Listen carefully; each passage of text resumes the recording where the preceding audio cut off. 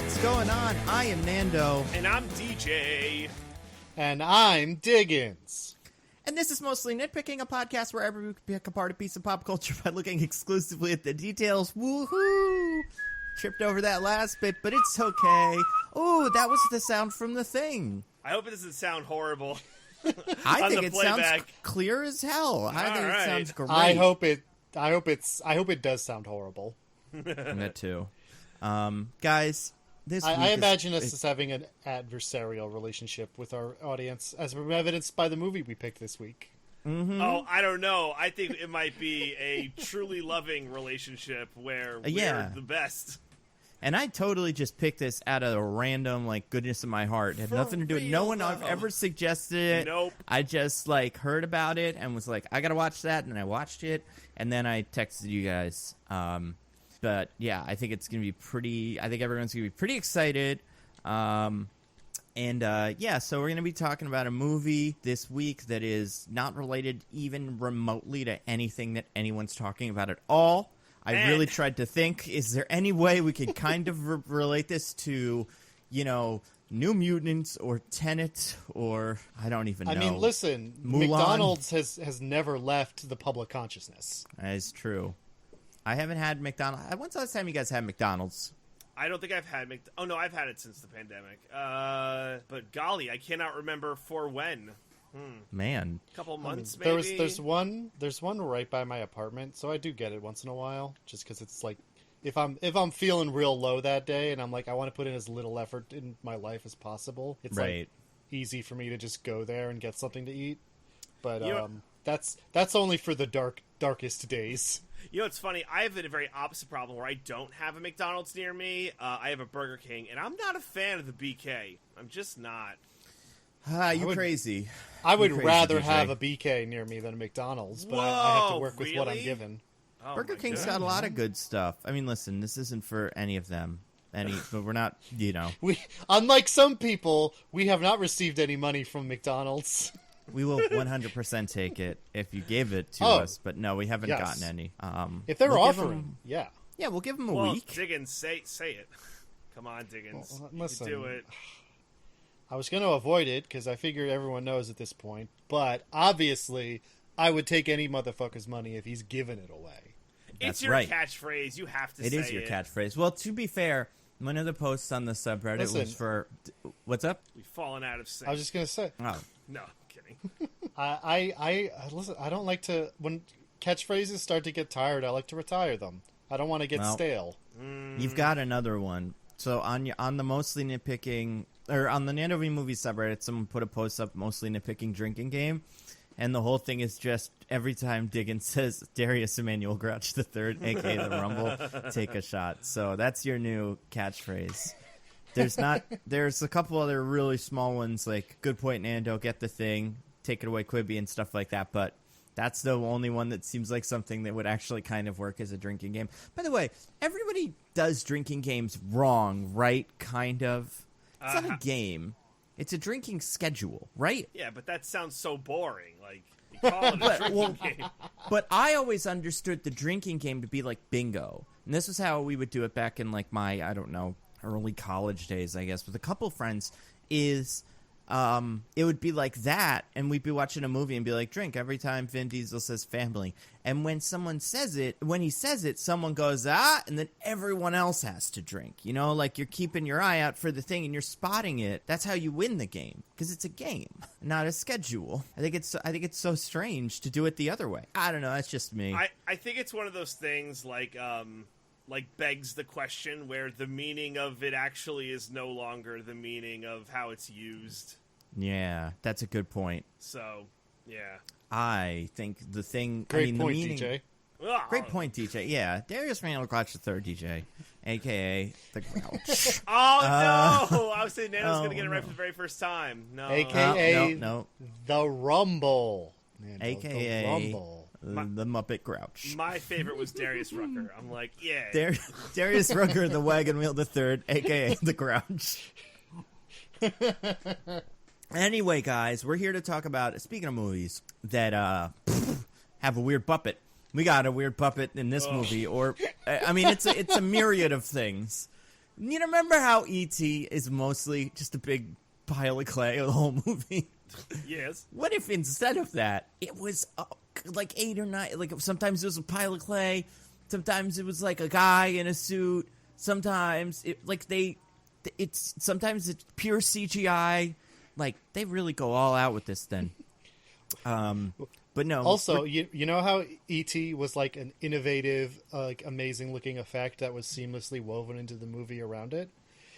What if instead it was a pile of dog shit?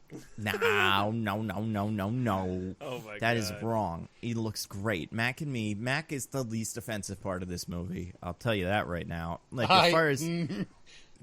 I think there's problems with other aliens that are quite upsetting. I think Mac, when you really get down to it, is easily fine. I had no problem with Mac. And my quarrel is not with little fake Yoda guy. I'll agree that Mac is not the most unsightly alien in this movie. Somehow he's not even in my top 3. Oh my god. But guys, we're talking about a movie. This movie is called Mac and Me. Mac and Me. Have you guys seen Mac and you? Mac and well, then it'd be Mac and I. Obviously, I would use the proper grammar, but they are Mac and Me. Although I don't know where the rest of that sentence would go. But guys, that classic story, the Mac and I. Yeah, there's something that I think my favorite thing about my favorite thing about this movie is it in the movie. I don't know if you guys know this. Have you ever seen the trailer for this movie? No, not at all. Okay, I want to start with this. So I'm going to put it up, and I'm going to share it with us, and we'll all watch it together, and you'll lose your mind. And I'm so excited for you. Okay, so hold on. I almost have it. While Nando gets that up, I would like to let the audience know, if you haven't seen this movie and want to watch it, you're like, oh, where am I going to find this obscure movie, blah, blah, blah. It is on Amazon Prime. So if you have Amazon Prime, you can watch this movie. Did either of you see what this movie is rated on Amazon? Nope. No, what? Okay, I want you both to give me a guess. Now, you mean like the family rating? Or like the view rating? Like okay. The audience rating of this movie. Oh, I'm God. Say well, how do they do 30. it? Is it Can I do 30? Yeah, what do they do? Is it like stars? Is it... It's stars. It's stars. It's 1 to 30, 5 stars. 30 stars then for me. The maximum amount of stars. 1.5. 4.5 stars. What the fuck? Might as well be 30. What the fuck? Yeah. And it's not like 2 Mac and Me fanatics reviewed it and that's it. It's got like 400 reviews. That's bananas. Oh wait, hold on. I'm removing that. I did it bad. That's not the right one. Don't click on that. I'm deleting the message. What? It's not the right. Oh, weird. Just everything. I'll explain. For some reason, it queued it up to a specific time in the trailer. I guess that's the last time I watched it, because I showed this to somebody the other day, but I want it from the beginning, so this will do it. Okay, I'm putting it into the chat. You just take out the end. It's fine. I mean, now you got it. And then just click that link, go to the 0 mark, and we're all going to watch it together. Oh, boy. Let me know when you're ready. I'm ready when you guys are. All right, so for you guys are going to hear us listening to this trailer, and I'll kind of explain it as it goes, so people can understand what they're reacting to. All right, I'm going to go. 3, 2, 1, go. Okay, here we go. 3, 2, 1, go. All right, so not much going on. Coming from Orion. Well, we gotta let them know where it's coming from. Hello. So for people that don't know, a certain McDonald's clown is like just talking to us. And he's like, "Hey guys, Ronald McDonald. I made a movie. I'm gonna make a movie about Mac and Me. Mac's gone." And then they ask him to put on makeup, and he's like, "Nah." And then that's it. And then the actual trailer starts. But like, it's introduced. The trailer. I like to imagine the movie is introduced by Ronald McDonald. That's amazing. I like to imagine that the reason they don't have the Mac puppet for that little intro bit is because after the movie was made, they destroyed it in a fire. Yeah, no, it just walked out of there. There was a real guy in there, and they couldn't find him. He ran away. Destroy it in what my fire? God. That real fire from this movie? The very real dangerous fire from angelfire.com? Yeah, that one. Yeah, that was some good fire. All right. So that's just a little taste how weird this movie is. The trailer for it, the actual theatrical trailer, started with an introduction from Ronald McDonald that's like, hey, I made a movie, guys. So here's how it goes. This movie's made by McDonald's and Coca Cola. The Coca Cola both funded this movie. It came out in 1998. It's called Mac and Me. It is really, really 1988. awful. 88. Oh, sorry, 88. Yeah. It's really terrible. Had either of you guys been exposed to this movie at all before, in any way? Nope. Yes, I knew about it before you suggested it. How'd you know about it? Well, I had heard of it as like a legendarily bad movie. However, it has its most famous introduction into the public consciousness would be due to one Mr. Paul Rudd. Yes.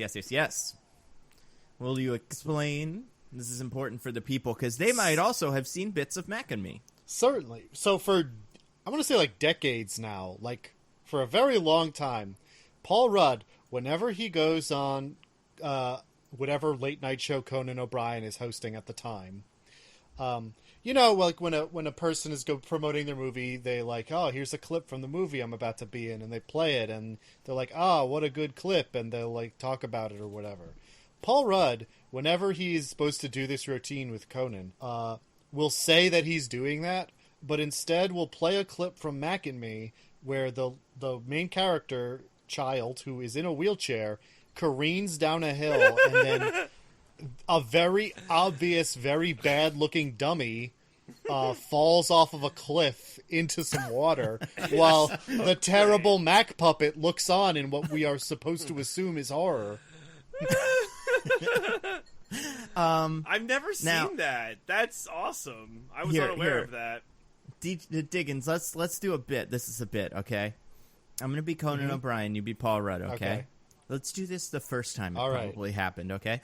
And Paul, we got a clip from your new movie, Clueless. Do you want to show it to us? Do you want to set it up in any way? Absolutely. You know, Conan, I think the clip speaks for itself. All right, well, it's the clip from Clueless starring Paul Rudd. I hope you guys love it. Okay, so that's what it used to be like. Now it's always like this. Okay, Paul, so there's a long-running tradition on this show. Every time you tell me you have a clip from your new movie, but actually you always bring a clip from a movie called Mac and Me from 1988. And it's a very, very, very upsetting clip of a child falling off of a cliff. Your producers have assured me that this time we have a clip from Ant-Man and the Wasp. I don't believe you, Paul Rudd. I do not believe you. Conan, please. I am a professional, and I promise you, 100%, the joke is over. This is really a clip from Ant-Man and the Wasp. And this is why, before we started the taping, I actually watched the first 5 seconds of this little bit myself because I didn't need to watch the whole 30 seconds of the little package. And I watched the first 5, and it did, in fact, have Ant-Man. So we are going to finally, for the first time ever, ever, watch a clip from Paul Rudd's new movie, Ant-Man. Let's take it away. That's what's about to happen. And then it ends, and he makes that face and then puts his head on his table. Because it was Ant-Man, but then it's Mac and Me. Every single time. There was... yeah, it's so funny how much of a thing it is now. It's like the whole interview is just set up for this bit. So, Paul Rudd, you still got kids. Listen, every time you come on my show, bet you did a lot of pranks on set. Right, okay, so Mac and Me is a movie from 1988. You were not in Mac and Me. That's the only time I had ever heard of this as well. Except... there was Honest Trailers, I think, maybe, did a video where they did an Honest trailer for E.T., and as a joke kept seeding in footage for Mac and Me, as if they were the same movie, and then at the end they were kind of like, and Mac and Me, that's what this is. Which is what made me think of this, and then I was like, I've never seen that movie, but it looks pretty weird. So when I do, me and my cousins have like a weekly... call where we just like play games and chat and stuff, and we have homework every week, which is somebody suggests something to watch. Like I think this weekend we're doing Princess Diaries, just cuz. And that one I was in charge of, so I was like, let's all do Mac and Me. And then I watched it, and that's why I made you guys like do it. It has no relevance. None of the actors made it out alive except for one, and she's barely in it. Like, it's so bizarrely disconnected from everything else in the world that you could convince me that this isn't a movie. Like that I dreamed it. Christina Ebersol built a decent career, although she did so by escaping into theater instead of movies. Who is that? Is that the sister or the mom? Oh, I think it's the mom. Oh yeah, I didn't even look for her. Interesting. I want to check that out now. Anything we've seen? Is she Hamilton? The titular Hamilton? The Hamilton. John Hamilton, as it were. She is. She's John Hamilton in Hamilton. Yeah. I love it. No, probably not anything you would recognize. I'm looking up her filmography right now. Well, I mean, anything from after Mac and Me, because of course, she was in Ghost Dad. So what? Oh no! Oh no! This person. She was in The Wolf of Wall Street. Actually, she was. I think she was his mother. Oh, good for her. Look what happened. So it takes a while to get back in the game, get back on the saddle. But man, it paid off dividends. Because this movie it's really bizarre. I think it should be a movie everyone has seen. Like, I think we've talked about movies we've done recently where it's like, it's not really that good, don't watch it. We're going to talk about it, it'll kind of be fun, but like, you definitely don't need to waste your time.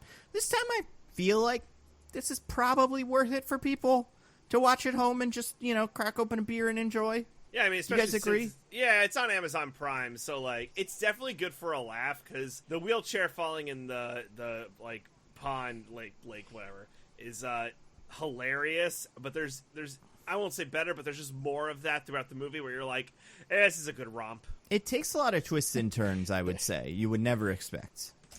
Oh yeah, I would say I definitely enjoyed this movie more than I enjoyed Bloodshot. Oh, you're crazy. Well, yeah, but you didn't get Bloodshot because that was part of it. So, but this one, it was not part of it because the whole movie was taken at face value because it wasn't a subversive, kind of critique on society.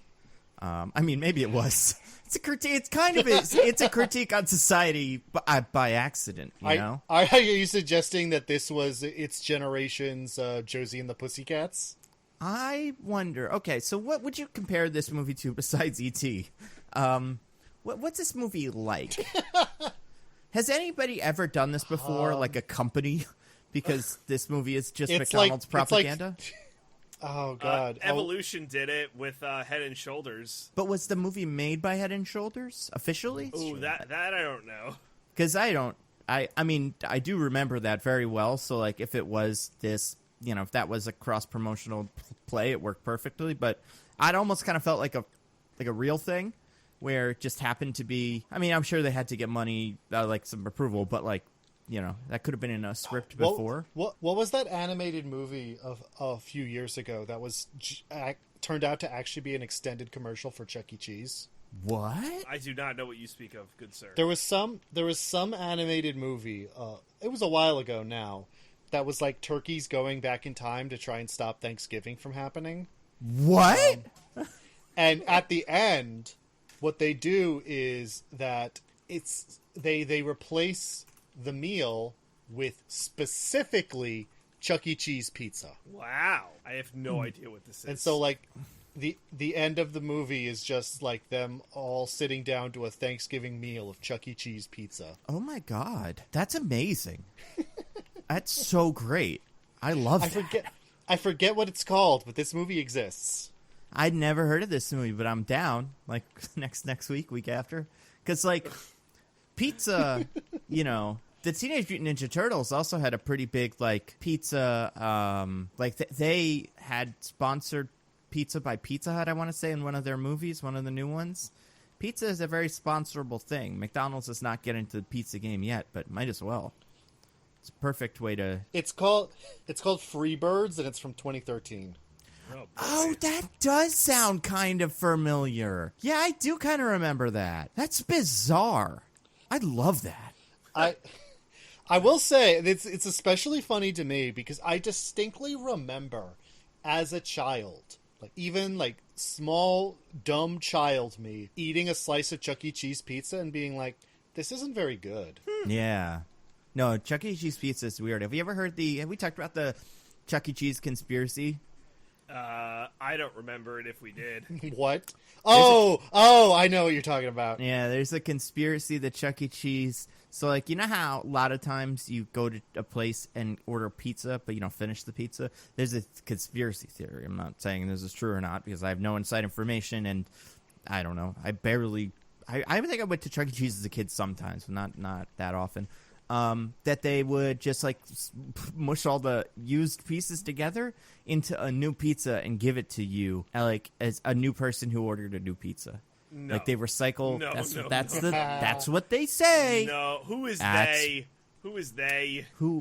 Good question. I've never seen it happen, but probably. I need some. I thought you were talking about the real Chuck E. Cheese pizza conspiracy that actually happened. No, what's that? That was towards the start of the pandemic.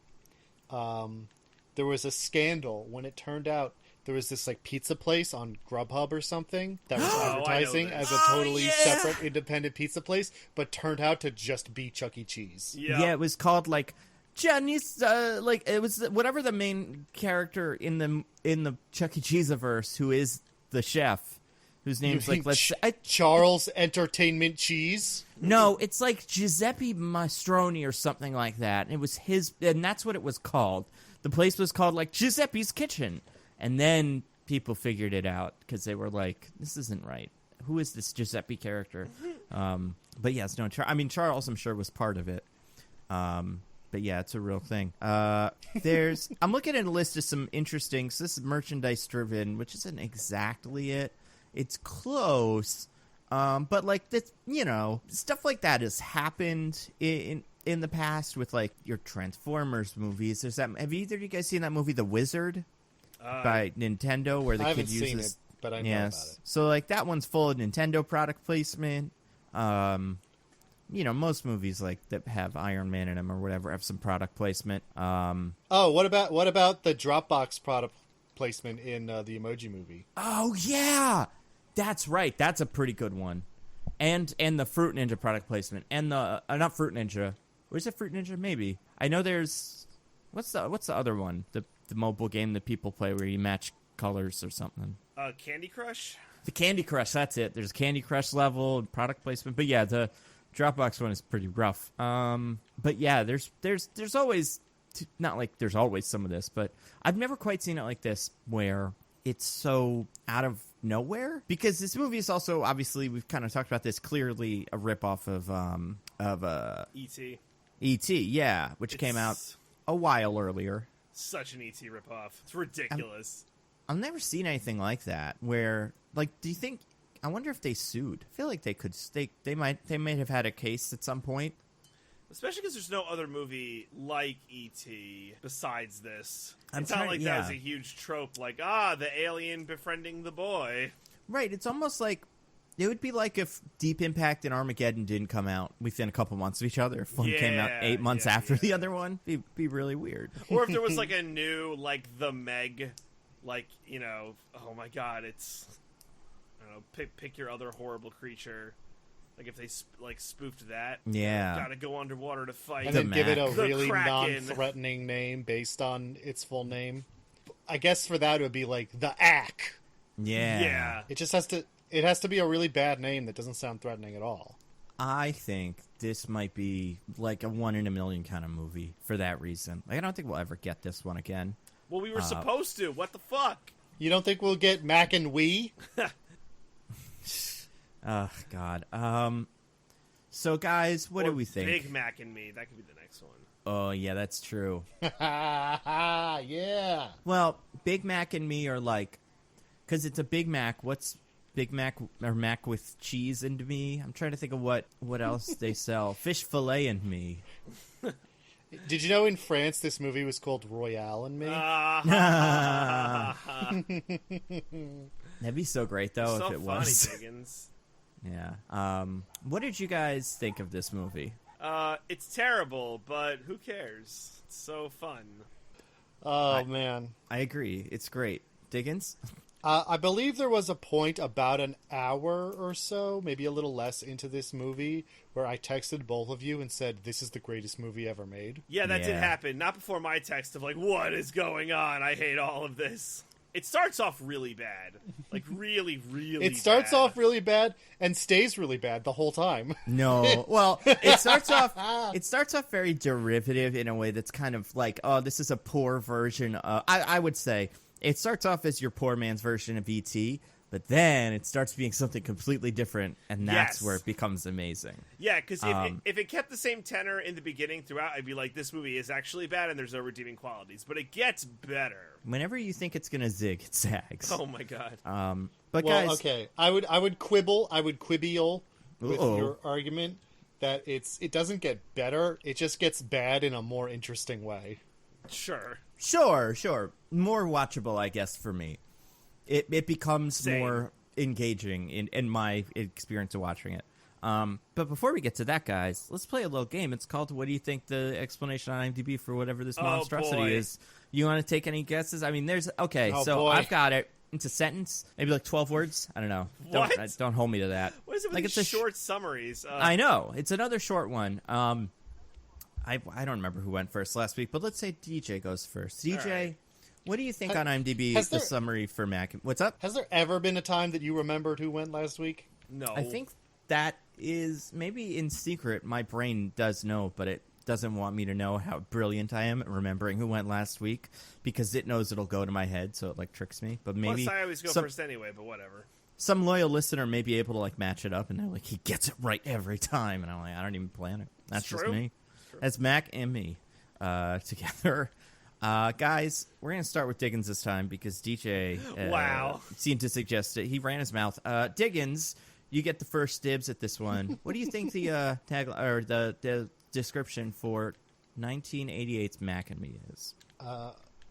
A young boy has to help his new friend, a little space alien, reunite with his family in the face of scheming federal agents and disbelieving parents. All right, DJ? A young boy in a wheelchair must rescue an alien using the power of friendship, Coca Cola, and McDonald's. All right, so I'm going to give it a DJ because he said the magic word wheelchair. Damn. Which is the only specific any of you guys really got. There were only a couple, so here's what they were. This is the actual IMDb summary for this movie. An alien trying to escape from NASA is befriended by a wheelchair-bound boy. He's not trying to escape from NASA. He has escaped from NASA. That's some bullshit. Oh, yeah, no, I completely agree. And NASA doesn't show up again until the very ending scene, which I don't want to spoil. Yeah. It's yeah. I mean, do you think let's hold on. Just for laughs and giggles, do you guys want to take a shot at guessing the IMDb summary for a little movie called E.T.? We'll start with DJ. A young boy must help an alien escape NASA. Diggins? With no wheelchair. With no wheelchair. It does say that. I was going to say, an alien befriends a young, non-wheelchair bound boy while escaping from NASA. Incorrect. It escalates closer to DJ. It's a troubled child summons the courage to help a friendly alien escape Earth, return to his homeworld, which honestly is probably pretty close to what one of you guys said in the first thing. It's probably close when we were talking about Mac and Me. Whereas this, and like, it's tough, right? Because they say good artists copy, great artists steal, or something like that. And like Mac and Me took an existing work, but they innovated on it in one really specific wheelchair-bound way. And that's the only way you could ever remember that these... Like, you could put these two summaries in front of you, and you have a really hard time remembering which is which unless you saw the wheelchair thing, which is pretty amazing. I would argue that E.T. also doesn't have an elaborate dance sequence. No, it doesn't. True. Yeah, there's a lot about E.T. So let's talk about this. This movie is made by McDonald's. It's clearly a ripoff of E.T. It seems like what must have happened was some guy was like, Reese's Pieces sold a bazillion units. we need to also make an ET and tie that with our product. Right? That's how this came about. Yeah, I'm sure someone was like, the kids love this Definitely. alien stuff. Let's strike while the iron's hot 6 years later. Now, I don't remember E.T. incredibly well. I've seen it, enough, but, I mean, right now it's kind of blurred together with Mac and me. But I don't think the Reese's Pieces are just kind of things they like, right? Like, it doesn't... It's just it's something the alien eats, and it's like, oh, these are yummy. Yeah, it's a scene that stands out because it represents the connection that is forming like early on between this kid and the alien. Like, people don't remember the Reese's Pieces because they're Reese's Pieces. They remember it because the scene's really good, and the Reese's Pieces are kind of just incidental to it. Yeah. Also, the Reese's Pieces don't save E.T.'s life. Like, they don't play such a big role in the movie. And that's. I do think there was ever a point. Here's the question I'd love to know about this, and if anybody worked on this movie. So here's who was responsible for this. Seems like it's mostly some guy named Stuart Raffill, Raffill. Never heard of this character before. He is known for let's see, a movie called The Ice Pirates, a movie called High Risk. Oh, and Passenger 57, sure, Die Hard on an Airplane. But he made this movie in 1988, so like he's kind of riding high on The Ice Pirates and Passenger 57. Wait, Passenger 57, when was that? Oh, did he not? Oh, he may have written but not directed that. Yeah, he wrote that in 92, so yeah, he was able to parlay Mac and me into Passenger 57, so that's fun. So yeah, this guy seems to make like kind of B movies and whatnot. He's in no way some prolific director who made one movie that was amazing back in the day and has just been kind of right. Although I don't know what Ice Pirates is. Let's look at this. This is from 1984. He probably just got done watching an E.T. on home video and then went to the premiere for Ice Pirates. Yeah, this movie looks pretty awesome. In fact, it stars no one famous, so it's not worth our time. Oh, Angelica Houston's in it. Ron Perlman. Wait a second. Wow. Yeah, in a distant future. Well, I won't say it. Maybe we'll do it someday. I can't read the IMDb summaries now. There's too much on the line. But it was co-written by someone named Steve Feke, Feke, who wrote that movie When a Stranger Calls. Remember that one? Yes. I say like Chris Evans is in it, right? Nope. No? Is that Cellular? That's Cellular. What's When a Stranger Calls? Oh, yeah. I have no idea. So I'm pretty sure this is the remake of the movie where the murder is inside the house, or the call is coming from inside the house. Like that line. It's from an older movie, and then they remade that. So I guess this guy is credited as writing the remake. Oh, maybe he wrote something called When a Stranger Calls Back, based in 1993. Oh, he wrote... Okay, all right. No, never mind. This guy's interesting now. So he wrote When a Stranger Calls in 1979, the original. And like I said, this is like, I don't know, one of those babysitter slasher movies where like... But the thing is, she's getting a call from someone that's inside the house. Now... He then went on to write another one of those, Poltergeist 3, this, Mac and Me, another one, A Stranger Calls, and then, like, fast forward a while, and then, I guess he got a writing credit for the new one, so he doesn't even write the new one. Interesting. Anyway, this movie's written by idiots. But I'm wondering if there's a version of this where the McDonald's thing is a little more subtle, and then some McDonald's executive or Ronald himself walked into the studio and like just started writing the word McDonald's on every page of script and was like, "You guys know where you're getting your money from, right? This scene takes place at McDonald's. This scene takes place at McDonald's now. These kids are going to McDonald's as they leave. Like that's just what this movie is." Apparently. Real story.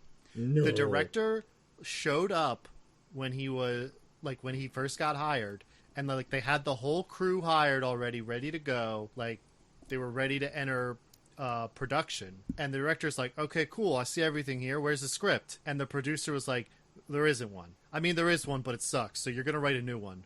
Just do it while you're doing production. It'll be fine." Are you kidding me? Is that a real thing? That's a real thing. Oh my god, that's awesome. It's something. Oh my god. That's crazy. It's cool to think movies could be made that way. Yeah. I mean, like, Iron Man is made like that. And, like, every so often you get a, like, kind of flying by the seat of their pants type movie. I guess not a, never mind, the thing is bad, let's try it again, do our own version of this. But, yeah, that's wild.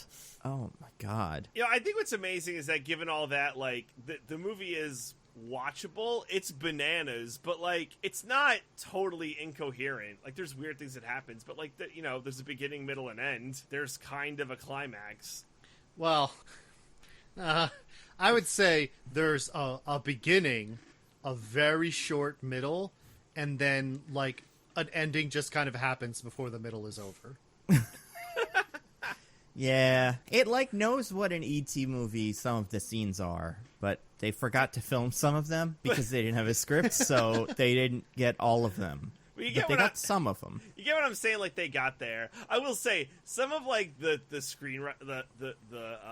lines, or like like what's in the script feels like too on the nose. Like, you know, we're having a conversation, right? Like, hey, what was that? Oh, that's my brother. Oh, that's weird. Did you see where he went? No. Okay, bye. See ya. All right. Talk to you later. Like, just, like, really awkward conversations that never happen. Yeah. And that happens a couple of times. It happens at the birthday party. It happens after the dog car chase. There's like, a lot of weird points from, like, this. I don't know if the actors were being stiff or if just the lines were like, okay, bye. All right. See ya. Sounds good. Talk to you later. Great scene. All right, keep them That's coming. a great question. They should have thrown. I mean, I think this does explain a lot because this movie has so much wheel spinning in it. Yeah, where it's like it does. nothing is happening or moving forward. We just have like more antics, which makes a lot of sense with the idea that they were just kind of writing it as they shot because they're like, well, we don't know where to go. Just have the alien do more weird shit. Kids love that stuff, right? Yeah. I mean, there's a lot of, like, antics, I would say, are the whole thing. Like, it's mostly antics. And that's kind of what E.T. is like as well. I think the problem... Here's a question. Do you think if you saw this movie without seeing E.T. ever, you'd get it? Oh, God. That's a great question. Or would you be like... Or mean, would you be like, wow, this movie's pretty good. An alien and a kid. Why didn't they make this before? I don't think that one, no. Me neither, but, like, we'll never know. Because you'd need someone who's not even aware of E.T. to do this properly. Raised in captivity. Because I barely remember E.T. I watched it as a child, and I haven't seen it again since. So, like, it doesn't... It's not very much at the forefront of my mind, but I'm aware of E.T., and obviously, you know, I know through cultural osmosis many of the most iconic scenes. Yeah. I don't know. Yeah. I don't know what you think of this movie if you don't even know what E.T. is. I swear to God, I thought at one point the alien, Mac, was going to make the wheelchair fly. I swear to God, I thought that was going to happen. I mean, hey, I want to point out there's a point of this movie where the aliens do something absolutely miraculous to the wheelchair kid, but yeah, he's still in a wheelchair afterwards. Yeah, that part's so what's up with that? Pretty strange. So it turns out, but the actor who plays the kid is in a wheelchair in real life, but still, yes. I think in a version of this script, they would do that. Like the one, what you're describing, like make him not wheelchair after their magic spell. Right, yeah. But like, I am approving of them like actually hiring a kid who's actually in a wheelchair to play the character in a wheelchair, because very often when characters have disabilities, the actors who are hired to play them do not have those disabilities, and it is a point of contention for many people with those same disabilities. Yeah, I mean, it is strange how this movie just like it's a very so like okay, let's actually start talking about the movie. All right, back to the beginning. Do you guys know where this movie begins? Saturn? Yeah, is that where this is? I think so. Is that where the Macanees are from? Okay, no, okay. Are you guys ready for this? Ready. Right. So the planet that this movie starts on is a planet outside of our solar system it's never mentioned in the movie, but I looked this up later, that goes by the name Quartus Poundus. No! No! You're Did they making that buy up. the planet in real... They should buy a real planet. I don't believe you. I don't believe It's true. Look right. it up. It's probably not that hard to like discover a planet, and they should just say like, it's a real planet. We found it. We got a or a telescope. We looked around for a while. Listen, we kept asking our scientist guys, is this one? And then when we found a new one, we called it that. If you told me that McDonald's had literally bought a planet, I'd be like, yeah, okay. Mm-hmm. That makes sense. Might as well. You never know. There might be some sort of sentient whatever straw-based species bumming around. Or maybe that's where the Hamburglar and all his crew comes from. Definitely, like the Grimace is the most otherworldly of the. So that would explain it. And those little nuggets that hang out with them. So wait, I have a question though about this. So that never comes up in the movie. They don't say Quartus Poundus, but also they don't. They show us Saturn, right? I'm not crazy like that. You see a ringed planet in the background of a shot. I'm looking at it now. I wouldn't say. In fact, I don't think this ringed planet is Saturn. Damn it.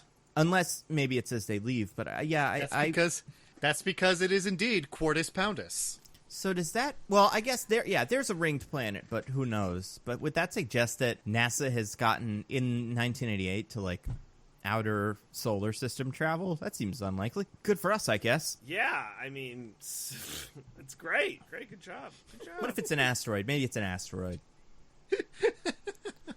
And it came close to Earth. Sorry. I have so many questions about the alien society as it is depicted in this movie. Yeah, so let's talk about it. So when we meet the aliens, what's going on with them? A probe lands on Quartus Poundus, the surface. And how would you describe this planet, by the way? It's like a big desert. Yeah, a lot of rocks. Yeah. I kind of thought it was supposed to be Mars at first, because it's just, like a big empty desert. And what is the family doing, Diggins, or the aliens at this point? I guess we could probably kind of get This to alien their family is just kind of wandering around the surface of this planet.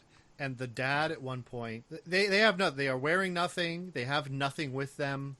It is just them wandering this surface, except that at one point, the dad alien pulls out a metal straw and sticks it into the ground and starts slurping. Yeah, like you do. Because I guess there's some kind of liquid underneath the rocks of their planet. A Coke some kind of Coca Cola like substance. Do you guys think that's what it is? Occurs. Do you think it's Coca Cola? It must be. It must be.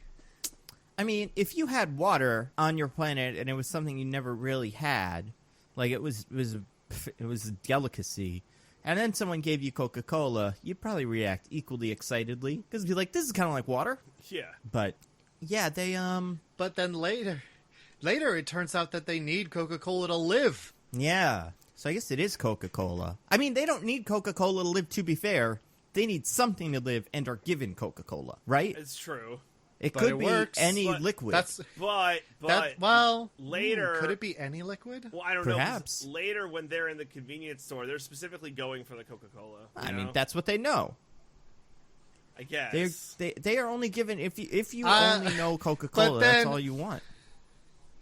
But then also later, in that same scene, Dad Alien steals a girl's Sprite and then flips her off because I guess he hates it so much. I couldn't quite figure that out. So he does do that, right? I think you're right.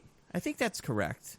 The flips her off part, I just kind of thought that was his weird hand. I don't think that's on purpose. I got that one again. I'm gonna find that one because he does steal a girl something. You were talking about the girl when he cracks the window to get her drink. Yeah. Mm-hmm. I've got that scene. Yeah, I don't think that's on purpose. I think they just love soda.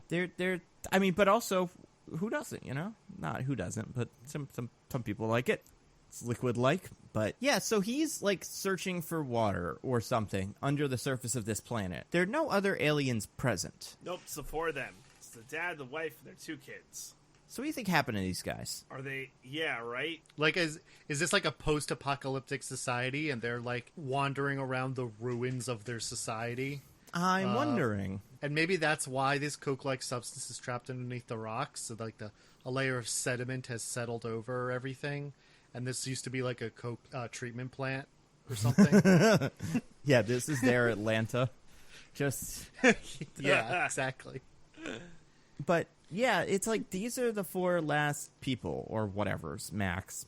Now they're just like minding their own business. Dad searching for water. Mom and kids are like just walking around. Yeah, they're I don't think hanging the out. dad gives them the water, or does he? I honestly don't remember. Okay. So there's a lot of this movie I don't remember just because it's like it fades into the background. Yeah. Well, also the background is like super overexposed, so it's really hard to see the background on this planet. The whole other world stuff is an insane amount of film grain. At least like on, like, I don't know, at least on Amazon when we watched it. Maybe the Blu-ray is better, has like a better, filter over it. But it's pretty terrible if you watch it on Amazon Prime, but maybe that was the goal. And then what happened? And then, so a probe lands. Yep. Very And it starts slowly. Picking up rocks. Yep. As you do. And what does the Mac family do? They're like, let's check it out. First, do you remember what Dad does? Throws a rock at it. Yeah, just hit it with a rock. You never know. And the probe's like, hey, and they're like, all right, and they like hide from it. Can't believe we haven't done this yet. Diggins or DJ, can either of you describe the aliens to me? Oh boy. What does Mac look like in that God. for people that haven't seen this movie? So they're very humanoid. Very humanoid. Like the dad looks too much like a person. The parents are so clearly people in suits that it's disturbing. It is. But like, what about the faces? Forget about the suits themselves. So they're like the surprise emoji. Like at least the face. Like they're making a permanent O face. yes. But also, like, the eyes are different. Like, it's like they're both like surprised, but also like it's inquisitive. Where like one's a little bit more open than the other one, which is really weird. At least for the parents, I'm trying to find a good shot of the kids in this beginning scene. But it's a very upsetting. Kind of feels like look. It feels like they made the Mac puppet, and then we're like, well, we need 3 more for the family, and so they just like took the Mac puppet and like stretched it out a lot and made the parent ones because Mac looks horrible. And I hate him. Yeah. But the parents look so much worse. They're like misproportioned and like there's like horrible like they look like scabbed over pus wounds like all over their bodies. They have these fat little stomachs. They have big bellies for like no reason. Like they look human enough that the fact that they're naked is bad. Oh, God, yeah. It's just bad. They're also like they have little horns, kind of. Yes. But not like developed they do. even on the parents, but like little bumps where horns would be. Maybe they're like Hellboy and they shave them off every so often to subdue. Have we considered the fact? Hold on a second. So I haven't played the Doom games. Have you guys played the Doom games? No. Are you familiar with like the premise of Doom? Aliens on Mars. Yes. No. Well, kind of. Mars, portal to hell, demons. Right. Sorry, I meant demons on Mars. That's what I figured. Yeah. Do you think there's a possibility that that's what these things are? That they are in fact demons? Ooh. And the space probe went through a portal in space? I think to hell? Yeah. And like sucked up some demons. Because I think that's disturbingly plausible. I mean, from a design standpoint, if I just saw this thing in a movie, I think I'd think demon, Sure. Horns, kind of like goat feet, kind of. Like, their feet are big and weird, too. Like a little T-Rex foot. At least the parents, like, I would say they're trying to sell, like, monster demon thing. But it is definitely a space probe. But, like, if in the Doomiverse, a space probe could potentially go through a portal to hell and then happen upon some demons. But then, so the parents start messing around with the probe because it's weird, for them. That makes sense. Wait, I got a question. Here's a question for you guys. Do you think the demons are the aliens? Let's say the demons. Let's call them the demons. Do you think the demons would be more pleasing if they were not human colored? Like if they were just like red or blue? Bright green. Yeah.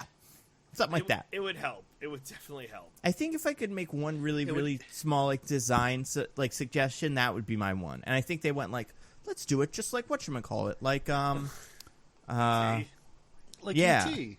Like, so Well, Yeah, they are a very similar shade of brown. oh yeah. yeah. So if it were closer to like Swamp Thing, like, And E.T. is also kind of like ugly, but in a cute way, which I think is what they were going for with these. But instead, they landed on ugly in an ugly way. Yeah, like he's not. E.T. isn't humanoid, really. no, he's so got a big it's, oblong head, and his Yeah. fingers are weird, and like, yeah, it's an alien. It's an alien.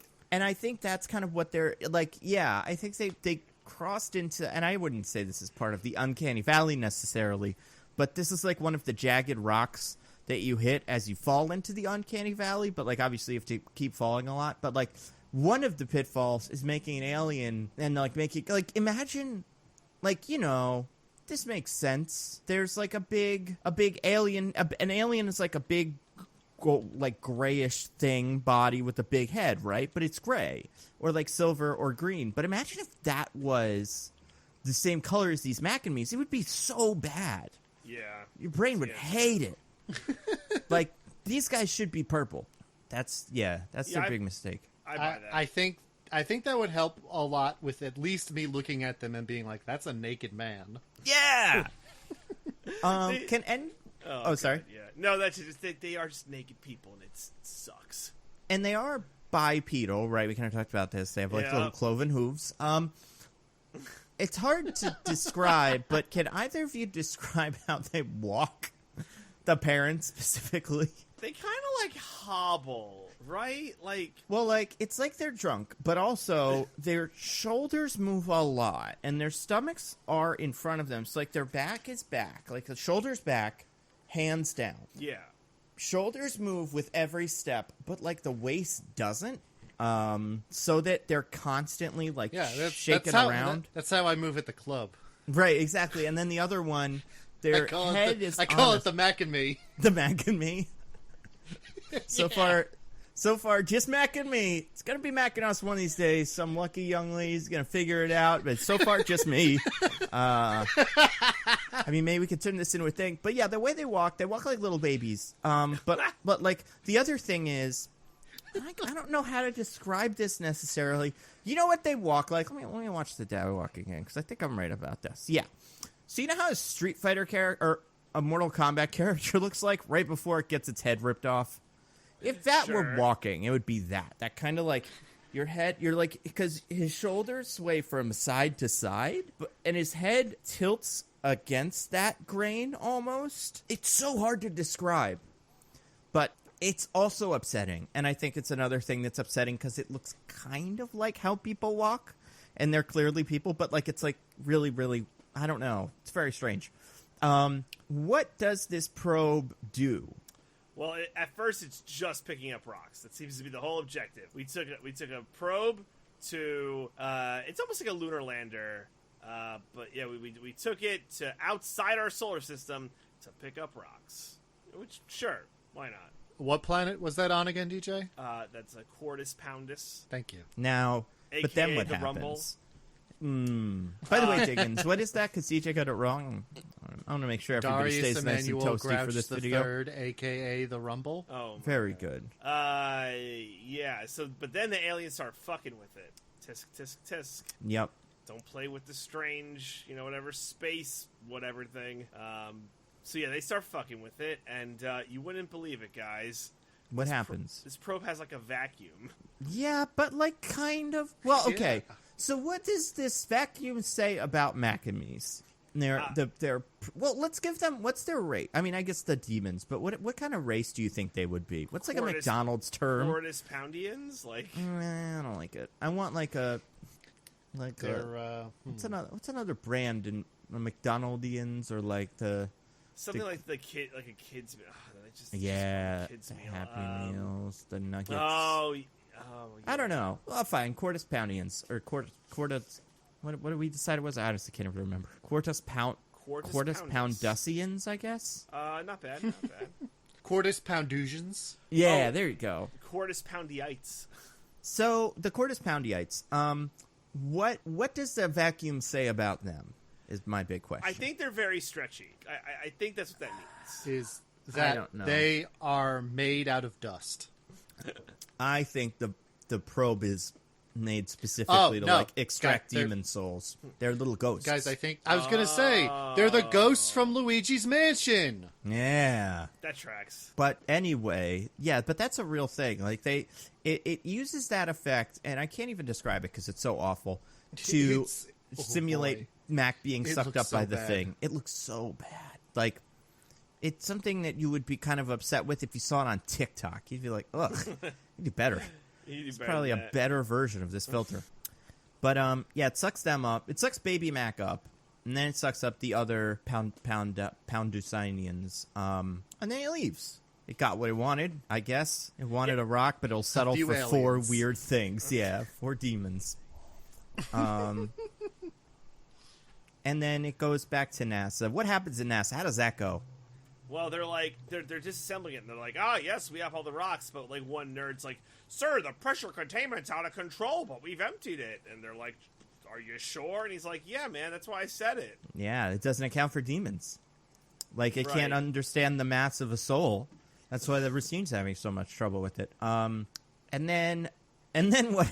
This scene, man, parts of this movie, if watched alone, kind of like that one scene in Spider-Man 2, where Dr. Octopus kills everyone trying to work on his tentacles, feel like they'd be in a horror movie, out of context, right? And, like, that purposefully is. Oh, yeah. This scene, I think, is, like, accidentally that, where out of context, it's definitely a horror movie, but... This movie is accidentally that. That's fair. And so, yeah, so they find the thing. They realize that there's something going on in the vacuum chamber, whatever. And when they open it, like, these guys, like, explode out of, like, light and smoke. Yes. It's fucking awful. Like, it's like a chest burster kind of effect, too, that it seems like they're kind of going for. Sorry, I just saw the bit where the Mac of the Mac and Me runs around, but the way they decided to shoot that was just taking, like, a Mac and Me doll, putting the camera right in front of it, and then just pulling both at the same time. And it does this, it's so bad. But then, you know what I'm talking about? It's at 8 minutes and 30 seconds is where you get this fun little bit. I know exactly what you're talking about. It's like they had it, because you can only see waist up, so it's like it's in a little, like, roller chair. That's and right. Arms are flailing like, oh my god. Yeah. So, like, everything's going poorly. The whole damn thing's exploding. And the Macs have escaped, kind of. Well, they're, like, in the room, and they're just, like, waddling around like they usually do. And it's not really an escape so much as, like, they're not really trying to contain them. Like, the aliens show up, or the Quartus Poundusians show up, and the head NASA man is like, oh, okay, everyone, like, just stay away from them. That's fucked up, man. Just stay out of their way. They're and they so just kind of ugly. wander around. Like, there's no real threat at this point to them at all. Yeah, there's a bit where in any other movie, these 3 family members would get killed, but the Mac would survive by, like, the army. But instead, this main scientist is like, hold on, let's see what they do. Let's give them some space. And, like, then the Quarter Poundusians, the 3, so mom, dad, and baby, not Mac, try to escape from this NASA base by, like, blasting walls, so that's one of their powers. Let's talk about their powers. Right. They can blast walls. Oh, boy. They can blow things up with their mind, I guess. Is it their mind or, like, their fingertips? I figured that one out. Feels like a distinction without a difference. Oh, see, I assumed it was different. I think it's closer to DJ, where they just, like, have a bunch of weird electricity in them, and if they touch, like, some specific thing, it explodes. Kind of like Gambit. But that doesn't work with people. Like, obviously, Mac can touch the child. Well, Mac can, like, you know, Mac can touch things that don't explode. But this family, I guess they touch the glass and it breaks, but I just assume that's because it's glass. Well, you kind of assume it's better glass than just can be broken by one lazy, malnourished Mac. But, yeah, when they touch this wall, I kind it of assume they explodes just in a had million freakish pieces. strength. Yeah, that's a tough one. I mean, I guess they do, because what Mac will do later is pretty strong. He'll do some things that you're like, yeah, that's pretty good for this little baby, whatever. And then, so the family escapes on their own. No one even, like, chases them. They don't run. They just waddle. Everyone should know where they are. Yeah. They don't have the capacity to run. Well, Mac can run. Mac can totally run. While they're trying to escape, like, they go outside, and somehow, like, the cops and the military and a billion people have been called in the past minute, and they all showed up. And they're all, like, standing there pointing their guns at the aliens, like, don't move. And the aliens just start walking away, and no one does anything. Yeah, well, so the weird thing about that scene, at least the way I remembered, is that only happens to Mac. I'm pretty sure there's, like, 2 breakouts, and this is, I mean, everything about this movie is bad. Also, it's poorly made. Like, the cinematography is bad. It appears to me that the Mac and me family of 3, Mac and 3, well, Mac and 2, I guess, baby and dad and mom, they blow up some back wall, and they escape, and no one knows where they went, even though the scientists are following them at a slow speed.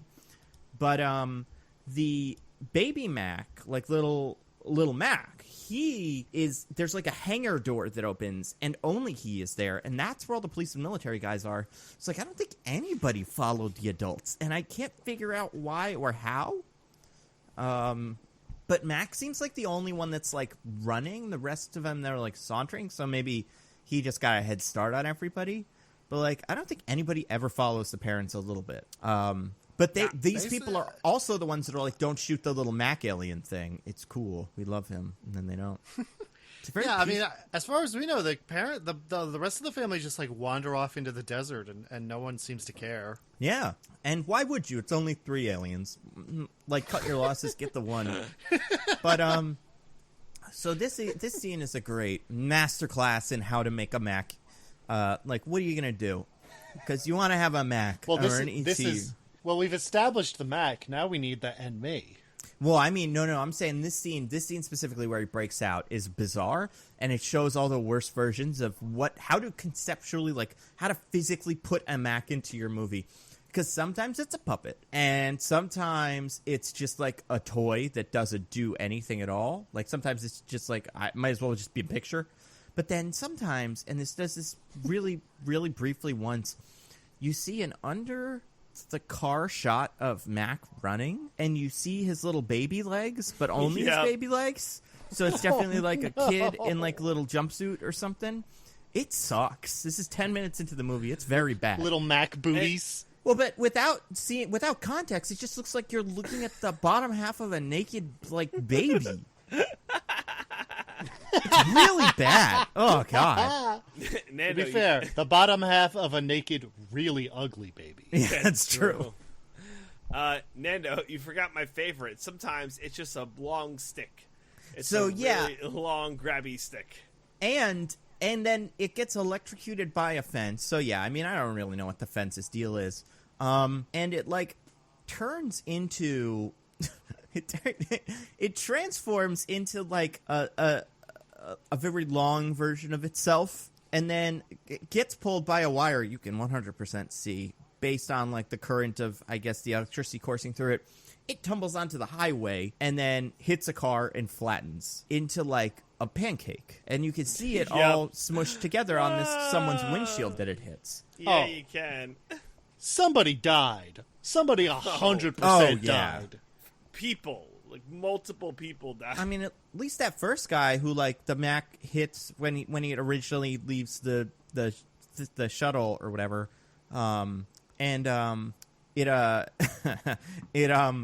like, he falls and, like, bonks his head, and in a serious TV show, that guy accidentally died head bonk, but in a cartoon movie, it's fine. There is a gigantic car pileup, which is so funny because this must have cost some money, but almost like some script supervisor, someone's like, we can't have him cause all these car crash. So the dad from the car that crashed just goes over to all the other cars. It's like, hey, everybody's fine, right? And they're like, yeah, we're good. And then Mac is able to disappear into I don't know. I mean, I guess he disappears into the back seat of the family's car. And that's how he goes home with them. Right? Of a different, unrelated family who wasn't in the crash. Yes. Yeah, just caused, like, that hit traffic because of the crash. And they are doing what? What are they up to? They're cross-country, well, not road tripping, but they're moving from Chicago, Illinois to somewhere in California. Not exactly sure where. They also say they're like commenting on all the cars on the road and how like, man, all these cars, wow, as though Chicago is a place that doesn't have many cars. Right? That is weird. I guess, to be fair, they never say they're from Chicago. He just says, I'm from Illinois, and, like, he wore a Cubs jersey. So maybe he is from, like, a random town in Illinois, and is just a Chicago Cubs fan. Yeah. That is possible. Maybe they've never seen so many cars. That's true. But then we learn they're from Chicago. The kids are moving, the kids are moving with the mom, but they get to their house, their new house. Yep. Which they've never seen. At least the kids haven't. I've never moved cross country like this with the family. Wouldn't you take the kids to see the house first? No, man, they're kids. Like, whatever. Deal with it, son. Okay, that's fair. Yeah, what are they gonna do? Move out? But they also don't show the kids. The kids know nothing about this house. They don't see pictures. They have no say or question in the matter. I guess that's say. I don't know. I feel like you'd want to prepare your kids, especially since one of them has a wheelchair. Which, can we? So we're not like the movie is weird about it. Specifically in this moment, the kid gets the house, and its main character's name is what? Eric. Eric, yeah. So Eric gets the house, and his mom says, I got you this cool house. It's got all these great windows. You can see the sunset. But he can't, right? What do you mean? From his vantage point, the script lies to you, and they didn't get the right house to film this because all the windows are way higher than he is. It's really weird. I don't know if anybody else had this thought when you watched him walk through the house. So, but I guess because I was like, he could look up and see. All windows do that. That's not what she said. She's like, look at all these great windows. You can see. I don't know. Why would she even bring it up? I know what you're saying, but yeah. It's very strange. She's lying to her son. Maybe she's like, eventually you'll be able to see out them when you're taller. Right now you're a short piece of shit. You can't see anything. You're garbage. I'm listening to the line now. It's true that people who are shorter than average don't really deserve to live. That's fair. But yeah, so the line is like, it's got low counters, no steps, and you can see out of every window. I mean, you can see out of every window. I guess technically that's true. A person of height, could see out of every window forward. He could see up out of every window. It's such a weird thing to say. And also, she doesn't mention, I don't believe the house is on the side of a humongous cliff. Right. Not worth it. If you want a nice house where you can see out of every window, you might need to get one at the side of an enormous cliff. Not even by the side of an enormous cliff, but our backyard has a doorway entrance that leads directly to a hill that leads right off of that cliff. But don't worry, son. Your wheelchair has a brake. We've never really tried before, but it's got a little thing you can pull. We'll see if that does anything. Oh my god. So, okay. So they go to the house. All right. So we got Eric. Who's the other one? I already forgot his name too. Michael? Mike. Okay. Michael. What's his deal? He's just the older brother. He's not like a dick. He's just there. He's kind of a dick. I say in the beginning. Is he? Yeah. He's a little goofster. He's a little for a scene or two, they're like trying to convince us that his personality trait is that he's crazy about girls, but that's it doesn't really follow through on it much. No. Well, even before that, it's so that they Eric and Mike get out of the car the first time. Mike puts a bunch of boxes and stuff into Eric's lap, and Mike gets ready to run into the house by himself, and Eric's like, are you going to carry anything? And I forget what he says, but it might as well be like, yeah, my loose change, goodbye. He saddles his kid brother in a house none of them have seen before and know nothing about, with all the packages, all the boxes. It kind of sucks.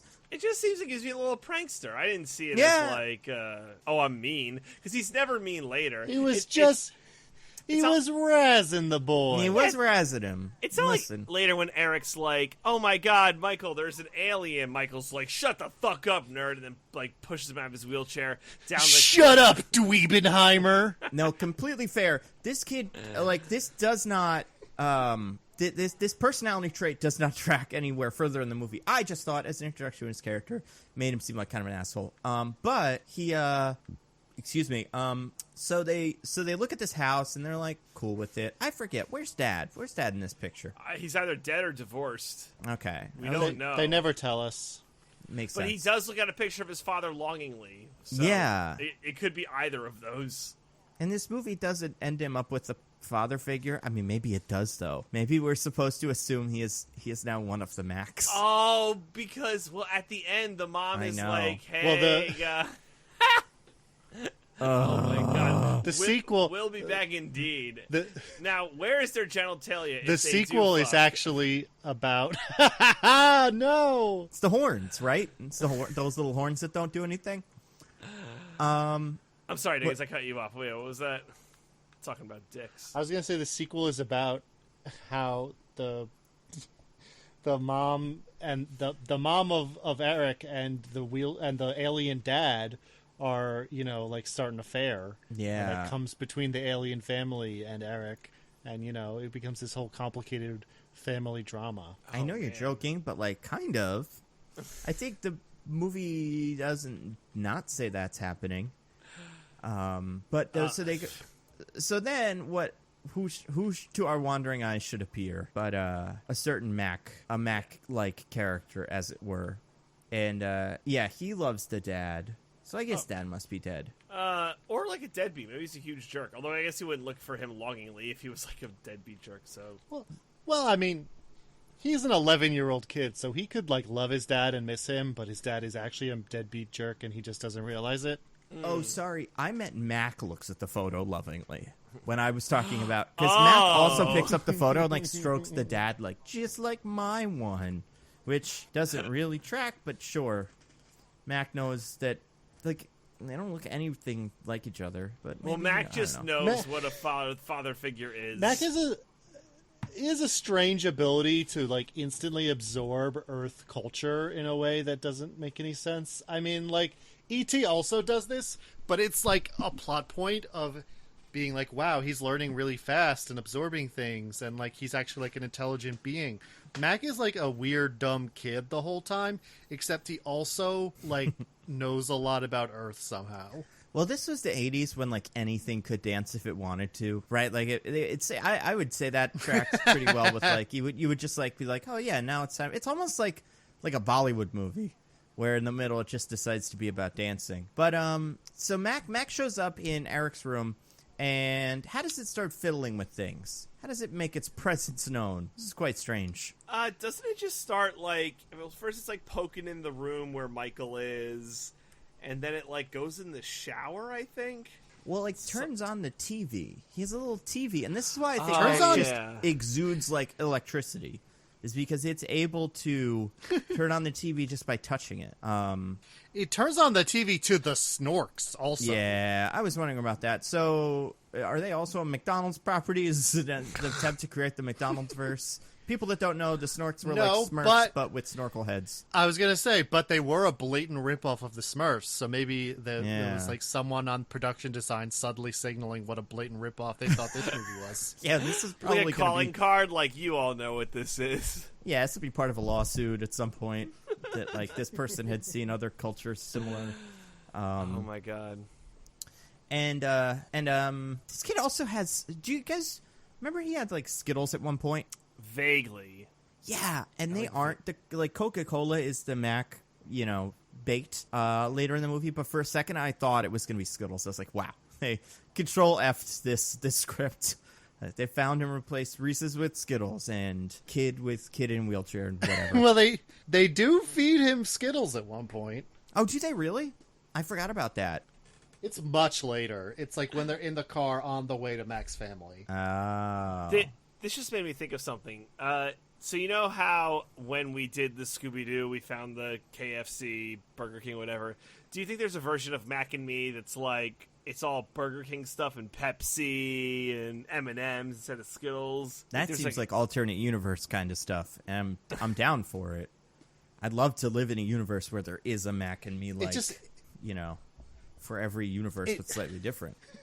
It feels like that would be so much more difficult than the Scooby-Doo one, because the Coca-Cola and the McDonald's are so integral to the plot of this movie. That's why it would be so impressive. That's why I would love it so much. It's because it'd be wow, they actually managed to figure out a way. Like, what would his name be if it was Burger King? Wop. Wop? Yeah. W-A-P. Wop. Weird alien potato. Wow. Walking alien potato. She's sending us a message, guys. She wants us to make a spin-off movie of that. I cannot stand this alien P word. It's not Yes. good. No alien P word. The P word stands for potato. Okay. So this is where he's a God. we I meet can't our just stop thinking wet ass potato now.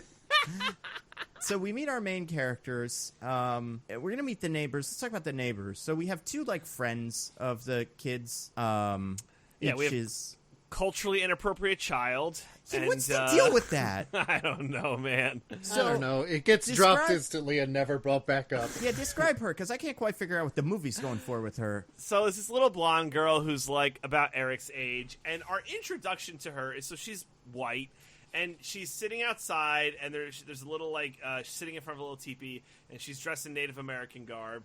And, Eric's like, hi, I'm your new neighbor. And she says, quiet, I'm communing with the earth spirits. And that's, a whole awkward thing in 2020, the year of our Lord. Yeah. Were it not for that, I think Mac would hold up pretty well. But I did watch the movie going, man, this is definitely an old movie because of all this insensitivity. Canceled. Just cancel. Cancel Mac. Cancel Mac and me. But, and then there's the sister who has no traits. Is female. attractive to the boy. Yeah, one. female opposite Michael. That is her job. Female opposite Michael, whose job is to wear a McDonald's uniform the entire movie. Oh my In God, literally that's right. every scene. And he does get so I think we kind of touched on this. He has his character trait is kind of a jerk, but also wants to the ladies love him kind of. And there's the bit where he meets. He goes to California. He's like, hello, California. Watch out, ladies. It's me, Michael. Which is funny because usually that's always an empty threat. This guy's not empty threat, but he's like, oh, he's a dork. But off screen, these two do start dating, kind of. Is there a scene I miss where they meet each other or something? Oh, man. I don't think there is. No, I mean, I there don't might think be a so scene either. on the cutting room floor. There's not one you missed. So speaking of cutting room floor, we'll have to discuss this later. There is a second cut of this movie that's screened only in Japan. And we don't know very much about it, but it takes a lot of lefts and rights where you'd think it would take a lot of straight lines. Are you aware of the Snyder cut of this? I'm aware of how it ends. Yeah. I like it better I can't like anything better than what we get with the bubble, but it's pretty bizarre. So then Mac is traipsing about the house. He's like DJ was saying. So what's one of his other powers, DJ, that you had theorized before? Well, I said electricity, stretching. I think this one was you. You said he might be invisible. Oh yes, I think he might be able to turn invisible. Because of now, right? Yeah. So explain this one because I think this is very strange. So Michael's getting ready in his room and he's unpacking stuff, and he puts on sunglasses, and he thinks he sees something in the hallway. Mac, he takes sunglasses off, Mac's gone. Puts sunglasses on, Mac's back there, takes them off, Mac's gone. And it's a little trick. But then his mom walks past the hallway into the room and be like, "Hey, Michael, how's everything going?" He's like, "Yeah, everything's fine." And it's she definitely would have passed Mac. I don't think there's anywhere he could hide in the hallway with no cover. So yeah, I think he could turn invisible. I think so too, because also when he goes into the shower, do you remember when he starts the shower and the kid sees the shower running and the kid's like, wait, what? And he opens the shower, there's nobody there, and then there's just footsteps. It's I don't think the kid could miss that. I think he would have to have left the room at some point and walked by the child. Yeah, because Mac's I agree. not small. He's pretty big. He's probably what, 3 feet tall, maybe 2 feet tall. Yeah, something like that. Because the alien dad's really tall. The alien dad's 6'5" or something. And he works it. He can't walk. His legs are stiff. So he really moves a lot when he walks. But so Mac is invisible. And he starts going around the house kind of messing stuff up, as you do. Mischief and whatnot. What's some of his mischief? So he Does he ever go in the fridge? I can't remember if that was a thing or not. I believe so, but I wouldn't say that's his main mischief. He basically just like destroys the house. Oh, the plants, yeah. Yeah. The plants, the drill bit that goes through like a whole thing of sheetrock, which not sure about that one, but whatever. Maybe that's why the house, they could afford it. It was made of paper. And it was haunted. Like, do you think this would work if the house was haunted? If they were like, oh, there's some like, because I feel like they don't play this. I mean, it is a demon, though. This Mac is a demon, I think. Yeah, I agree. Mac is. It behaves like a demon behaves. Because it also possesses his RC car, kind well, of. it like it powers the remote control with its electrical powers to do nonsense. Yeah, and it does move. That's like what's going on. And it does do the drill bit, yeah. And you can see its big giant eye because it has terrifying eyes. Oh, the I eyes hate are how bad. big the eyes are. Oh my god. It only gets less helpful, like more terrible as things continue, because at one point you can only see its eyes and it's really bad. But yeah, and then it like brings nature into the house, which I don't even. What is that supposed to be? I have no idea. I have no idea. Does Mac have super speed? Well, he does run very quickly in the earlier Yeah. scene we mentioned. He runs quite fast. I think we're supposed to assume that's like one of his main powers. I think he's like he's kind of like the Flash, really. He has like the electricity power. If he touches the thing, it will explode. And super speed. He loves power tools. But because I don't know. But he ruins the house, puts a big hole in one of the doors for no reason.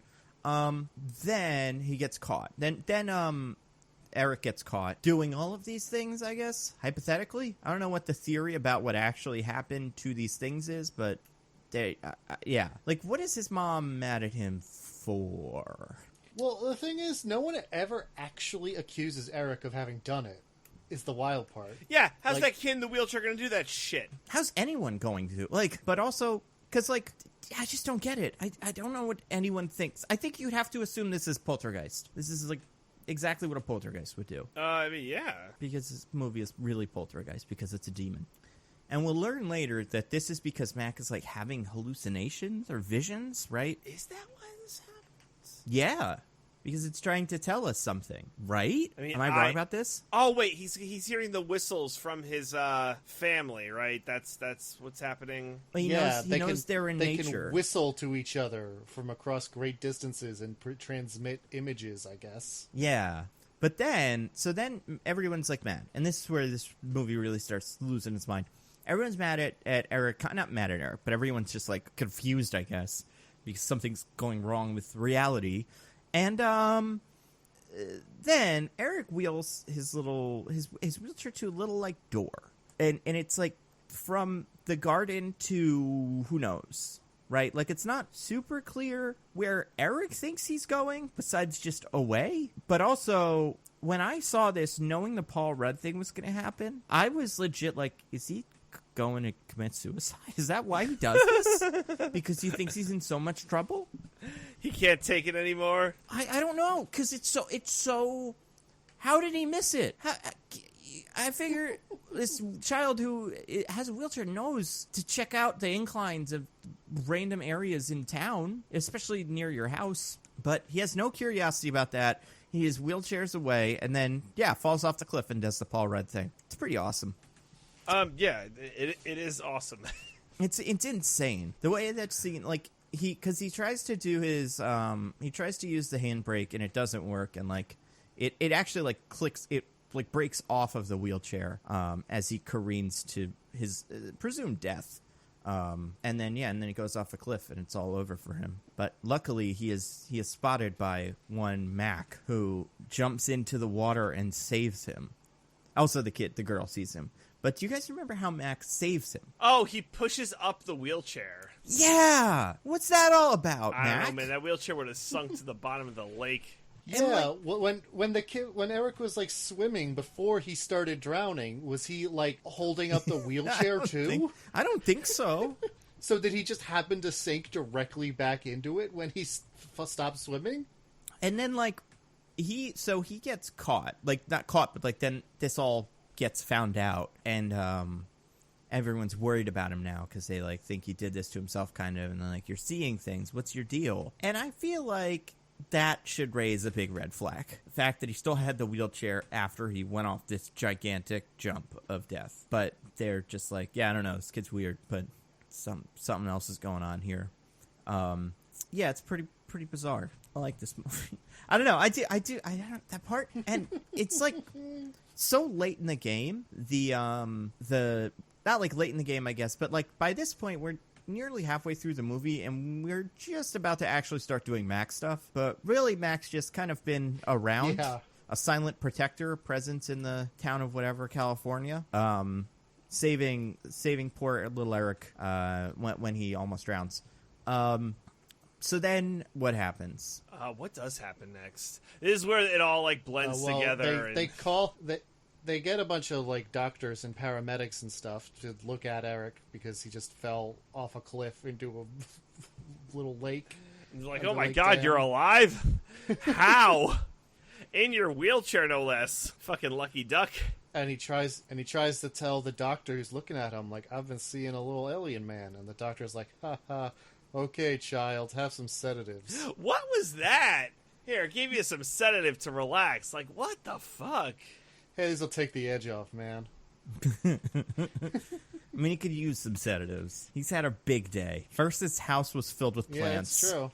Like, best case scenario, he's doing all of these things on purpose, and he needs to chill out. I don't know what sedatives, like what, but it's not a great situation, little Eric. This is when the I don't even know what to call her, little Native American girl shows up and starts kind of being part of it because she knows what happened. Debbie, yeah, she saw it all. And then Mac becomes like a player in the plot. He shows up and they don't really like capture him, but they like find him. And yeah, he's like, they take it really well, surprisingly well. Yeah. For there's an alien. No one ever seems that shocked that there's just an alien hanging around. Yeah. It's almost like they all saw E.T. and kind of thought there were E.T.s, but no one knew exactly what they looked like, and they're just like, oh, I see. I know why there will be problems here. But, like, besides that, this is cool. Nice, I got an E.T. Probably got on the news or something. It's amazing they never reference E.T. in the movie, right? Because it's like, I know, oh right? my God, it's just like E.T. Yeah, and it's funny because Mac is an acronym just as E.T. is. But besides that, and besides the Skittles thing, which I almost think is kind of a nod to Reese's Pieces because it's so on the nose, even more so than Coca Cola. There's not too many. Like, there's similar plot points, but not a lot of like, not nearly as much like we're in the same genre as these guys. This is the most popular movie ever. Let's throw a lampshade on it, kind of things. Yeah. Because that I feel like these days would definitely happen. A little bit, at least. I guess enough so that you're plausibly not going to get sued. Also, the brother goes to McDonald's now. I think, does he get a job here at some point? Well, no, they're just here for is this the birthday party? No, before that, right? Oh, man. No, the birthday party is after what Nando's saying, I'm pretty sure. Or guess, it's the brother goes to McDonald's. It's, but there's a scene where, the weirdest part, for me, where things really started getting, like, confusing. There's a scene that ends with the brother and the kid being sad, and the brother's like, it's all right, you know what always cheers me up? And the kid's like, McDonald's? And the brother's like, yep. And then the scene ends. That's wild. We don't go to McDonald's. It's just the script has to mention McDonald's 15, 20 times positively or something, and they ADR'd a couple couple in. That's like right after this scene, because they're dropping their mom off at her job at Sears. That's what it is, yeah. Guys, remember when just a random job at Sears could support a family of 3 in a nice big house in California? Yeah, that was weird. Yeah. That should have set off suspicion alone. There's some sort of alien in the picture running everyone's TVs, paying the electric bill. But so beyond that, we get our first introduction to, not like introduction to Mac, but now the kids start solving the Mac problem. And there's this awful scene where the wheelchair becomes possessed. And the vacuum cleaner becomes possessed, kind of, because this is a demon and not an alien. And it drives the little girl up the wall. That is shot like Poltergeist. Like, it's so weird how much this movie is a horror movie.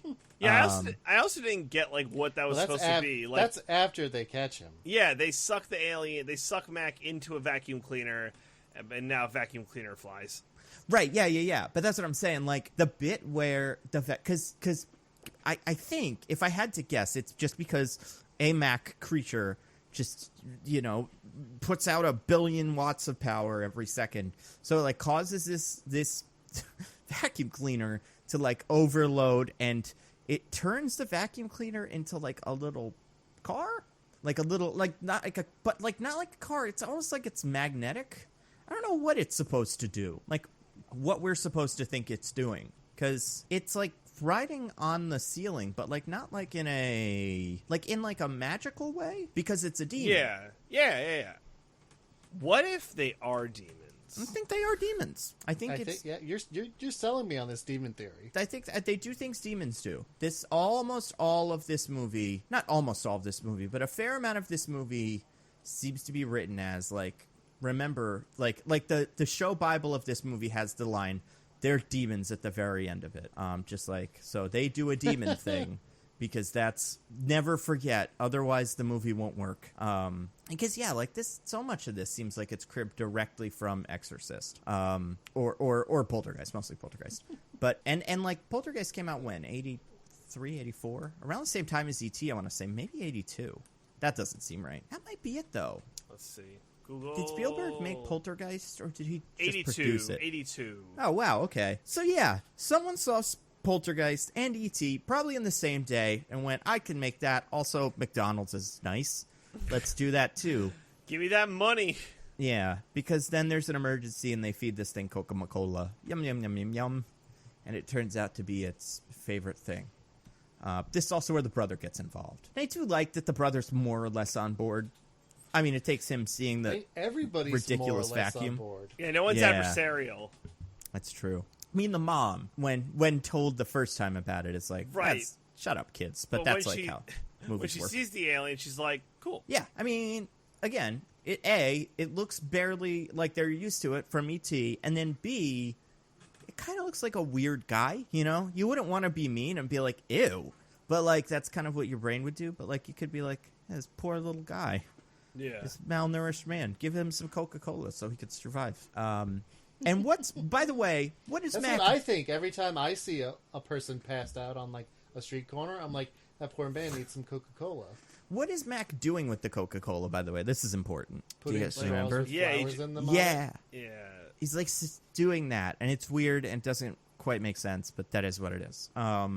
And it gets explained later. Does E.T. do something like that? Because E.T. says E.T. phone home, right? Because, like, that's, like, his thing. But does he, like, does he signal where he's going, like, cryptically? I can't remember. I don't know. Anyway, also, the Macs are dying in the desert. We kind of forgot about that. Every so often, we'll check on the Mac family. Oh, my God, yeah. They're dying of thirst in the desert. There's no Coca-Cola underneath the desert, so it's a pretty bad situation for them. It's funny that they don't even try to get a straw and, like, suck in the ground. They're just like, probably not. We're probably dead. Oh, they do. I'm pretty sure the dad is using, like, a stick to try to divine for whatever Coca-Cola. Oh, God, I totally failingly. Oh, my God. Which is funny because, like, I mean, there's not going to be any Coca-Cola there or whatever it is they, eat. But he's still doing it. And I think, like, honestly, for me, I'm like, I don't know what you were getting out of that last planet. Like, I guess it was, like, water. But, like, you guys got super unlucky that you ended up in the desert. Most places in the United States, if you landed a spaceship and then aliens got out and they needed water or even just Coca-Cola to survive, they could find it pretty easily. Like, it's kind of like the opposite of Signs, where the aliens land on Signs. It's like, oh, no, our water is our weakness. And you're like, why did you go there? With these guys, it seems like they went to the only bad place where they couldn't go. But they do, like, start praying for water and, like, doing their little whistle, which I guess, is that them howling to their child or praying? When I first saw it, I thought they were praying to the water gods, but watching it again, I can't tell. Yeah, and they, like, put their hands up, like little... Well, that's how you ever been in a stadium, Nando? That's how you, like, make your voice go louder. They're doing the wave? That's the thing that used to be done on Mac Planet, but they stopped. No, you put your hands into your face like, you no, but it's over. They're over their heads, like like they're holding something up in the air almost. I thought they were trying to like make your voice go farther by putting your hands next to your mouth. In the beginning, maybe they are, but at the end, you see their silhouettes, and it just looks like they're praying or something. Okay. It's a little confusing. And then Mac goes on a little road trip, gets in a little car, drives around. Pretty weird. This movie's pretty weird. You know who loves Mac? It's the local dogs. Oh, Something my God. about the dog population in whatever California. I don't know if it's Mac and his electricity or the car itself. First of all, I don't know what dog ownership was like in the 80s, but these unleashed, unchained dogs who are just roaming the neighborhood. Barely collared. Some have collars, Yeah. but not all. How do you know whose dog you are? Like, people must just get new dogs every day, depending on which one shows up at your house. Depending on how much electricity or Coca Cola you have, or whatever it is these dogs are after. I don't know. Max. They're after Max. Yeah, little trucks. And yeah, Mac is like, no, they want Mac, actually, because I'm looking at this now. I mean, I get it. They see this thing, and they're like, a big squirrel. Big ugly squirrel thing. We probably should kill this. Maybe they're just, like, protecting us. You know what? You know why? Because in movies, usually the animals know when the demons are there. Like, the animals are good signs of, like, judges of character in situations like this. I think they're demons. I really do.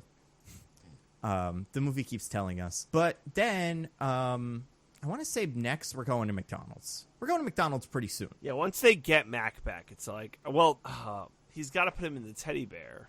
Yeah, well, yeah, I mean, that's like, right, that's something we do to get ready to go to McDonald's. But, like, it's in the beginning of the McDonald's part of this movie. Like, or it's, that's leading up to the giant McDonald's set piece. Yes. Which, like, this had to be in the script, right? I know we're talking about how there's no script, but, like, you can't just improv McDonald's. Everyone goes to a McDonald's. Or maybe that was the seed, and they were just like, I don't know, figure out a reason why the kids are at McDonald's. Well, they had to get to Ronald McDonald there, right? And he has lines. Yeah, that's true. He had a script. We see it. Ronald McDonald has it. He has the bad one, and maybe he was on set, and he was like, this is the one they gave me, so we're doing at least my scene as written. I'm not leaving my trailer. Did you know that's not filmed in a real McDonald's? Are you serious? I am. That is filmed in the McDonald's that they use to train McDonald's workers and film McDonald's training videos. There's a prop McDonald's somewhere in California that is where they usually do that. And then I think someone was like, and obviously when we film our ET ripoff, we're definitely going to try to figure out a way to use this cheap production space with all the cameras and whatnot. But yeah, DJ, you alluded to it. How do they hide the Mac when they go to this weird birthday party thing? Well, Eric has a little teddy bear. It was actually a big teddy bear, right? It's like the size humongous teddy bear of him. It's like 3 feet. And it's actually funny. Michelle was like watching on and off while I had it on. And we first see the teddy bear when they move into the house earlier in the movie, and she goes, "Is that teddy bear the size of the alien?" I said, "Yeah." It's like, that'll be a disguise later. Yeah. And sure enough, he hollows out his poor teddy bear so Mac can seamlessly slide in and he can take his 3-foot teddy bear to a friend's birthday party. Isn't that great? Yeah, that's pretty awesome. It's pretty good that Mac has eye holes, so its disgusting eyes can show through. Because, what does it need to see? Exactly. Why can't it just be like, listen, close your eyes, it doesn't matter, trust me, you're safe, but like, they'll notice your weird eyes. When was Teddy Ruxpin? Was that an 80s thing? Teddy bear that you could program to speak? Is that what people think he is? Maybe. Right. I think that's what they think this is. But then, guys, we're there. We're finally there. I know it's been a while. We've been working towards it, but the characters pull up in their whatever station wagon, and where to their wandering eyes do they appear? Jennifer Aniston. The greatest place on earth, the happiest place on earth, McDonald's parking lot, where the rap battle is happening, or I guess like the dance battle, because the dance in this universe is more or less competitive. Well, it was the 80s. Yeah, but this time it's like kind of a collaborative event, but later it'll be very competitive. But kids are doing like dances together as a group against each other at the same time. It's very strange. Now, were any of you able to spot Jennifer Aniston in this scene? I was not. Diggins, did you find any Jennifer Aniston? Did you see Jennifer Aniston, Diggins? I mean, I don't even know how to begin recognizing over 30 years younger Jennifer Aniston. I figured I'd be able to tell, but I really can't. I'm watching the scene again a couple times. Apparently she's in the parking lot. And there's like maybe 7 or 8 children that would kind of fit that description. And I think I read somewhere that she's one of the onlookers, so she's not really dancing. And there's like little babies here, so she's probably one of them. But it's not like babies, but like really, really young kids. So it's... Yeah, if you Google it, you could see it, and yeah, it's you would not be able to notice her. Aw, it's a shame because she is in here. Oh, I found an article, 10 or 12 things you probably never knew about Mac and Me. Guys, do you want to know what number 11 is? What? Now remember, this is 12 things you probably never knew about Mac and Me. They were sponsored by McDonald's. Number 11, the film had big sponsors. Yeah. You would never know. Wait, really? Who? Skittles and Sears are also part of that. So, yeah. Yeah. Oh, boy. So, okay. I mean, Skittles I get, because there was that weird Skittles thing that now makes a lot more sense. Sears, I guess the mom works at Sears, but, like, I don't think they come off super hot in this movie. I'm surprised we don't go to Sears. Well, where's the end of the movie at? It's like, We do go to Sears. is that a Sears? The Sears, yeah, when towards the end when they're escaping from the agents and they like run through their mom's job, that's at a Sears. That's right. Oh, I forgot about that. Yeah, I guess we do get some Sears. Good for them. All right. You guys, describe a McDonald's in 1988 to me. What's going on at the McDonald's on any day of the week? Well, constantly, at all times, outside the McDonald's is a breakdance tournament being attended and watched by children of all ages. Yep. Yep. Inside the McDonald's, just packed, full of children, just laughing, having a good time, eating. At any moment, Ronald McDonald is there doing tricks for the kids. At any moment, anyone could just like drop the needle record. Wow, drop the needle on the record player, and everyone is gonna get down. Choreographed dance sequence, just going hog wild. Somebody's gonna jump up on the counter, start dancing. Listen, this is every day at McDonald's in the 80s. You know, it makes sense. People love McDonald's. You know? Right. And, like, now I get it.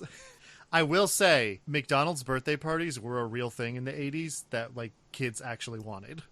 Yeah. I've never been to one. I don't think it would be a thing I'd be psyched to go to in the 80s. Yeah. Well, all right, fair. Like, you guys were little babies, and I wasn't even born. That's true. But, like, yeah, it's not just a, like, birthday party. I mean, like, it is both a birthday party and it's a part of the birthday party is a dance competition. At one point, I believe Ronald or someone's like, the dance competition's about to start. And we know who dances, guys. Children. What other group of people dance? Football players. What other group of people dance? Ballerinas. I think those are the 3 acts. We never see the ballerinas dance, but if you guys don't remember, they are standing off to the side, judging the dancing, waiting for their part. That's pretty good. Good. It's very strange how this conspires in the movie, and I don't know if it was to fill time or to get more airtime inside the McDonald's that's not a McDonald's. I have to be very clear, by the way, that all of these people spontaneously. This isn't like a Lone Star or something, or a Johnny Rockets, where like the staff have to dance if you do a thing. None of the people dancing are McDonald's employees.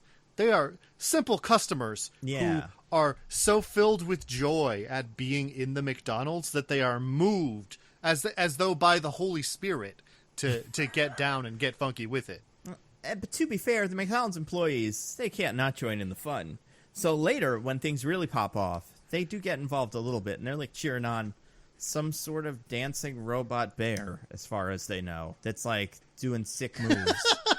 Like, but because oh my god, the bear costume is an improvement, but it still looks so bad. Yeah, like, so it's a really what I think I took from this the second time is it must have been a really weird looking bear beforehand.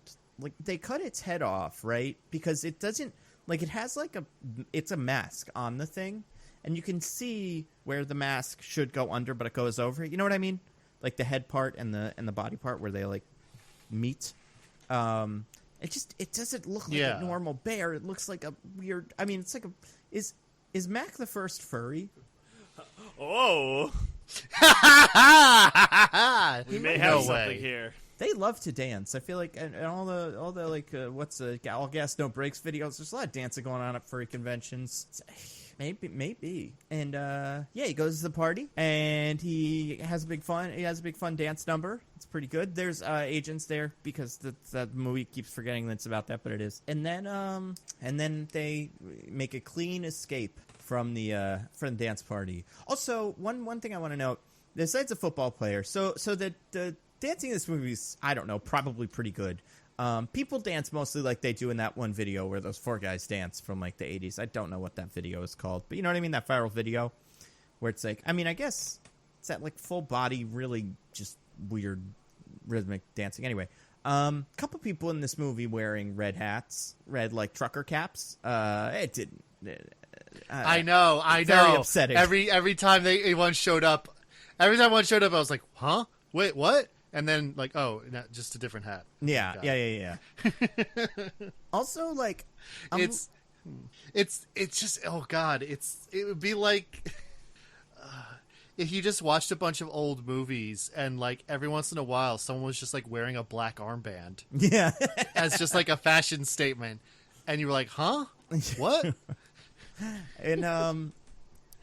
And also, I just noticed this, the football players, so everyone at this party is, like, children mostly, somewhere between the ages of, like, maybe, let's say, 4 on the young side, and maybe, like, high school age, so let's say, like, 18.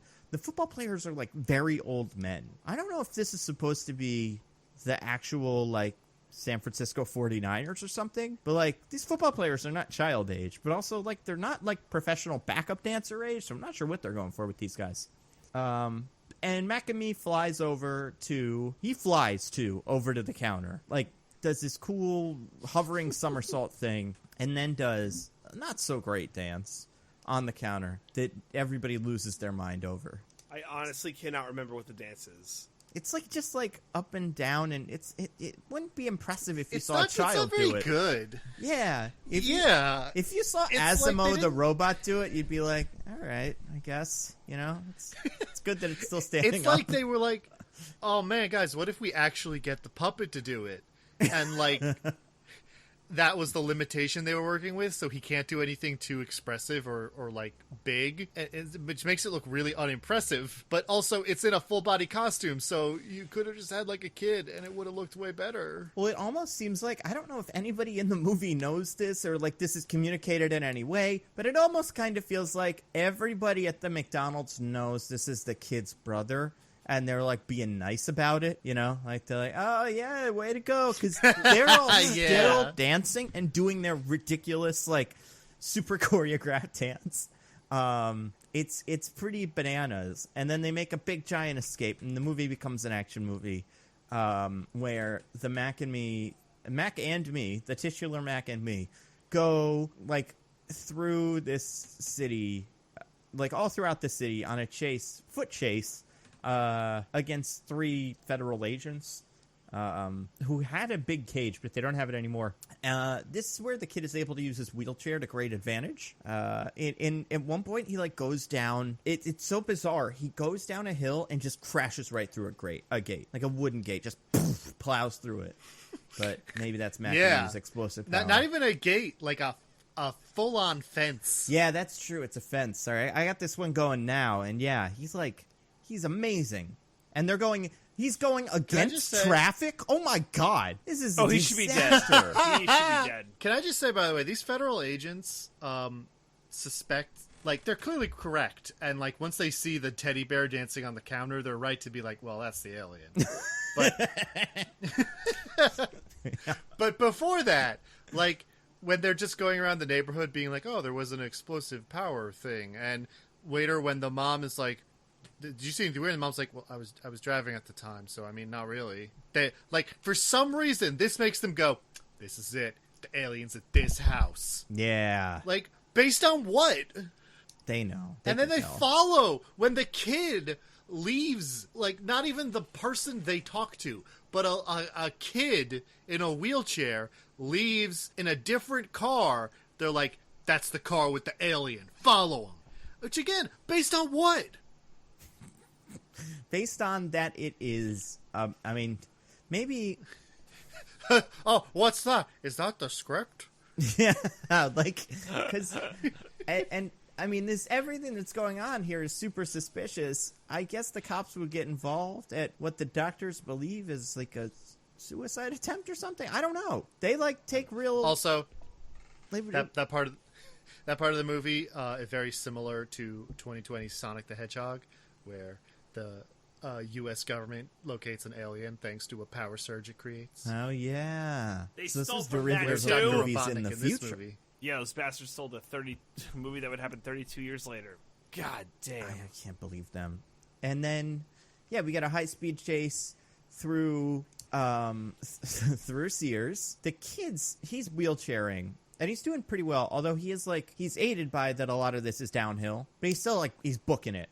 These federal agents are, chasing this kid on foot, most of them. It's insane how much work they have to go through to not catch him, but always be about at arm's length. Well, at one point, they throw, little trucks on the ground, and these trucks totally trip up the federal agents. One guy kneels over to check on his buddy, oh, my God, are you okay? And the other two got to, do zigzags, and it's incredible. And this is Mac. Mac is able to touch the little cars, and the cars all let go. So I guess there's, I think he just overloads circuits or whatever. Or demon. That's true, or demon. And this is where we meet. So this is where everything gets... kind of the plots sync up, and the friend from across the street, her older sister shows up, and she is now part of the crew. So all 4 kids are now in somebody's van trying to get Mac to safety. At one point, the sister, she's like, hey, maybe we should give Mac to the federal agents. I don't know. And the kid, I love this line. The kid says something to the effect of come on, you'd never let him take Mac. And then she looks at Mac, and this actress tries her hardest to be like, oh yeah, it's cute. I can't say Mac. No to him. We all love Mac. It's a pretty good reaction. Also, she makes a reasonable point of look, maybe there's a good reason. Maybe he's got a disease or something. Maybe he's dangerous. Yeah. And the kid's rebuttal is just, he doesn't have any diseases. And we're like, well, all right. I guess he doesn't. And it's well, what keeps happening around this? Oh, it touches things and they explode.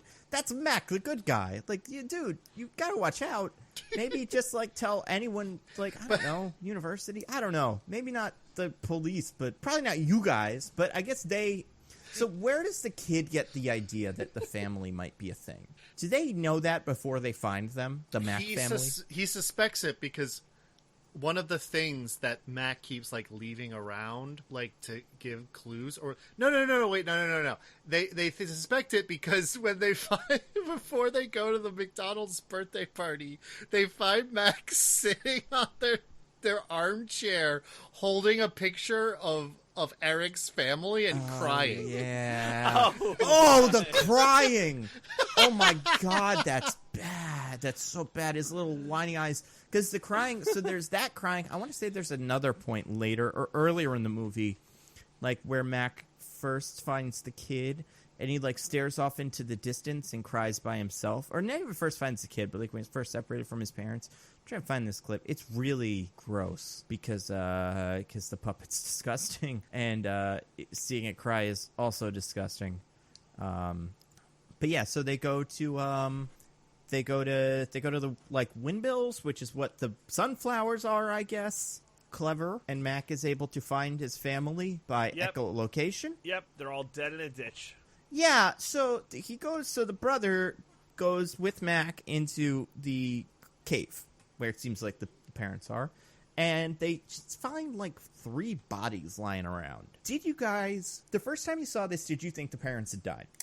I mean, I figured that they would, like, do something and then they'd be okay. I didn't think they were going to have actually died. I thought maybe it's possible. Because in my head, I'm like, well, it's way too much to have all 4 of them be a part of the ending. So, and it would be reason for Mac to, like, stay with the family. So, oh, Mac, I'm so sorry. Your family's dead. You got to stay with us now.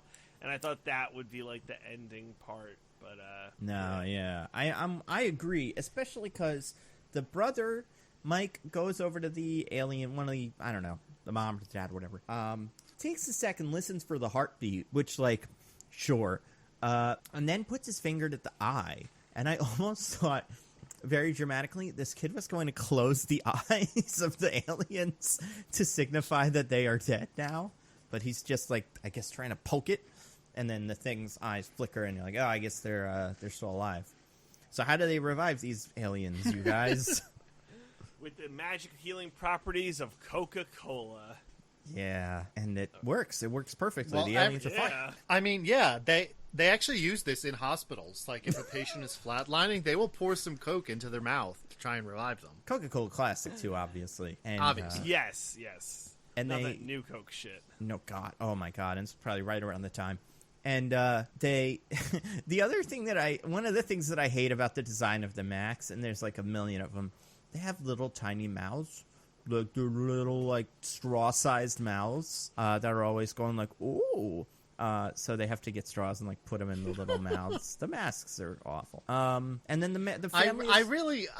I'm never gonna get over the fact that they gave him like a little straw device that they suck moisture out of on their home planet just to justify why they are drinking out of straws all the time. Yeah, it's what they know. It's the tool they know. And Oh and then they're all fine. The aliens are fine, and they get up and they do their weird little wobble thingy, and they are like, okay, I guess see ya.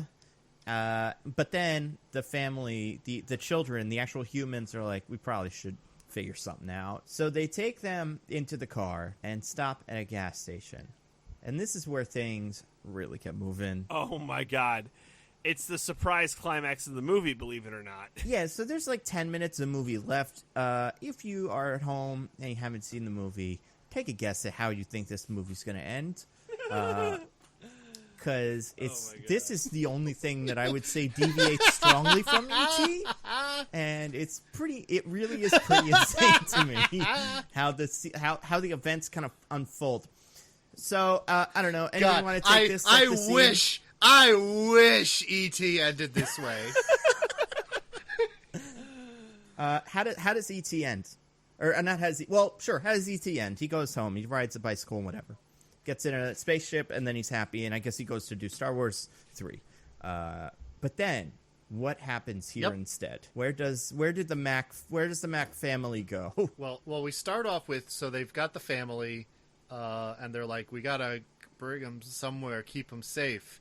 But they don't do that. They haven't thought of a way yet. Instead, they just like stop off at like a gas station to get gas because they're driving a car. And while they're doing so, the alien dad sees someone drinking a Sprite and just goes apeshit. Yeah, he's like, I need that sweet fizzy liquid. Which, like, to be fair, far as he knows, yeah, probably. Like, if you landed on a planet and then you almost died from not drinking any water, and then someone gave you water, and then you were fine, but you didn't have any more water left, and then you saw someone else drinking some water, you might try to get it just in case. You never know how much more water you're going to get. And if it's Coca Cola, all the better. Or one of Coke's many fine products. Or any Coke product. Well, we got Fanta, I think. A&W root beer, maybe. I don't know. Some others. Well, anyway, so the alien family just gets out of the car after the dad, like, punches through the window. Like, not even punches through. He just reaches through casually, and the force of his hand shatters the window. Yeah, they have freakish everything. Freakish strength, freakish electricity powers. They got it all. Anyway, so then they wander into a supermarket. And again, everyone who sees them is like, they're like, whoa, that's wild. But not, like, as much as they should be, considering they're watching a bunch of space aliens wander into a supermarket. Yeah, like, they're just staring like, oh, what ugly people those are. Someone gets sick. It'd be like It's like someone walked in like dressed like a cowboy. They're like, well, something's wrong with this guy. But like, it's not fundamentally bizarre. Yeah, and like, and the mom wears a potato sack, but the dad doesn't. And the dad is fully nude, buck naked, ass out. It's really upsetting because they know what's going on. Like, they, like, either the mom knows that they're supposed to wear clothes and the dad can't find any, so he's like, yeah, you know, whatever. They won't be a big deal. Or the mom's like, I'll put on some clothes to blend in. And the dad's like, ew, what's wrong with you? Show him the whole package. We don't have genitals. Who cares? And that's what happens. It's one of those two, because then the mom covers up herself and the daughter one with like a potato sack, and it makes it all so much worse because they know they have genitals now, and we don't know what they are, but we know we've been looking at them the whole time.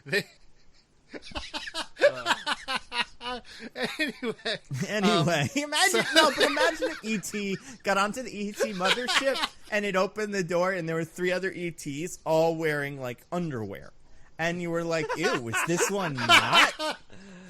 It would be really bad. Oh, E.T.'s been ass out this whole time. Yes. And like, even like, you know, I get it for comfort maybe when you're not in front of people, but he goes into the store and he's still like, screw it, man. Maybe in the first scene, E.T. was like super embarrassed. He's like, oh man, they're gonna notice I'm buck naked and it's gonna be a whole thing. And then like all these weird aliens are acting like it's no big. So he's like, oh, maybe like everyone's just naked all the time on this planet. Yeah. You know, like when in Rome. I really think, yeah, I just, it's so bizarre. Okay, so I know what you're thinking. Wow, that's a weird ending to the movie. So is there anything after the credits? No. So they go into this store, and they start taking things like you would. Like, they just start taking Coca Colas, and Ted gets a watermelon for some reason. And yeah, the security guard notices something is amiss because they knocked over the Coca Cola. I mean, because they look weird, but also because they knocked over the Coca Colas. He's like, okay, I think this situation requires deadly force. So he whips out a pistol. Which, well, okay, Yes. accurate to American police. Exactly, 1988 LA. I mean, even can a you get any police. more real? He's not a Yeah, police, he's- he's like a mall cop. He's the supermarket The cop. small cup has a revolver. And he does that classic thing. I mean, we've all seen Kiss Kiss Bang Bang. We know the rules of how close you're supposed to hold a gun to somebody, like, because if you get too close, they might take it without knowing what it is. Because he's stupid, right? Like Daddy Mac, Big Mac, let's call him Big Mac. He doesn't know what a gun is. Yeah. He still takes it from this man and brandishes it about. Yes. And then, like, it's such a, like, it feels like such a, like, not we've all seen, but probably some of you guys have seen, it's because making the rounds this week, Harry Potter in America. Have you guys seen that? Someone took the trailer for the first Harry Potter movie and just turned all the wands into guns and, like, did the editing so that it looked like they were all shooting guns at each other. And that's the joke. That's great. It's that. It's the E.T. What if E.T. got a gun at the end of the movie? And this turns into a bizarre hostage situation. Like, wow, that's awesome. It escalates so quickly. So quickly.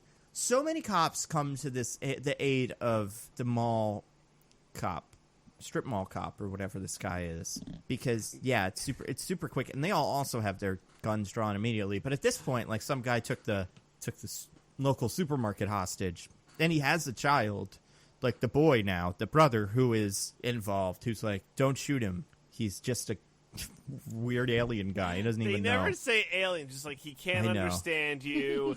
He doesn't mean you any harm. You know, be cool, man. Strange approach. Really, really strange. What else happens? Then what? Well, Daddy Mac gets a gun. No, yeah, he, like, takes it from the kid, or from the guy, and he's just flailing it around in the air. He's not pointing it at people, but, like, maybe he is, though, kind of? Like, do you think he knows, like, oh, good, now I'm in charge, now that I have this gun? I didn't originally think so, but later he fucking uses it. So, yeah. Yes? And, like, he doesn't hold it like he's holding a gun you would fire at someone, but he puts his family, like, behind him, and he's like, get behind me, family, I have the gun. I don't know. I can't decide what Big Mac thinks the gun is, because then just everybody, the whole town's there, and everybody's ready to shoot Big Mac, who is, like, stealing groceries. Like, it's very sad. And if this guy's not an alien, this situation is awful. Oh, yeah. Or a demon. I mean, he's a demon, but whatever. And yeah, and cops just keep coming and coming and coming, and he's pointing the gun at people he doesn't want to shoot him. So, like, it seems like they know it's a gun. And then what happens? How did things get even worse somehow? Well, at some point, Daddy Mac starts taking his family away, and they're all like, "Don't do anything," and Daddy Mac is like pointing the gun at the cops. So the cops start unloading on Daddy Mac, like shotguns, pistols, assault rifles. They're unloading lead at poor Daddy Mac. So you missed one small detail that I think makes it way worse. So the kid, Eric, in the wheelchair, is like, knows this thing is going south, and he's like, I gotta step in. So he kind of breaks with the officers who have him at the time and are like kind of holding him back to follow the family, who I think the police are just gonna let go at this point, kind of, because they made it back to the RV. And as he's leaving, a cop trips and accidentally fires his gun. Oh, that's what it was. So, which makes it so much worse when Big Mac turns around with his gun and starts pointing it at everyone. Like, the dad is like, it's really terrifying. It's like suppressive. It's like, quick, cover us, Dad. We'll get in the car. He really goes for it.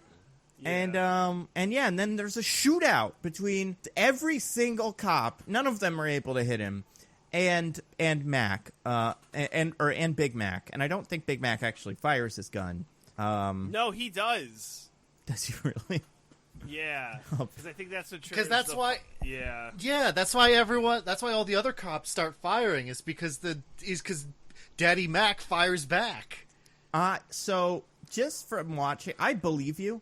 But just from watching the movie, I have yet to see a muzzle flash come out of Daddy Mac's gun. Like, going frame by frame, I don't think we see Daddy Mac fire a gun on screen. I think everyone shoots at him when he pulls the gun at them. I don't think we see it, but I don't know. It felt to me like the gunshot we hear right after the first one felt like it was supposed to be from him. So maybe this is just me. I've read a lot of screenwriting books.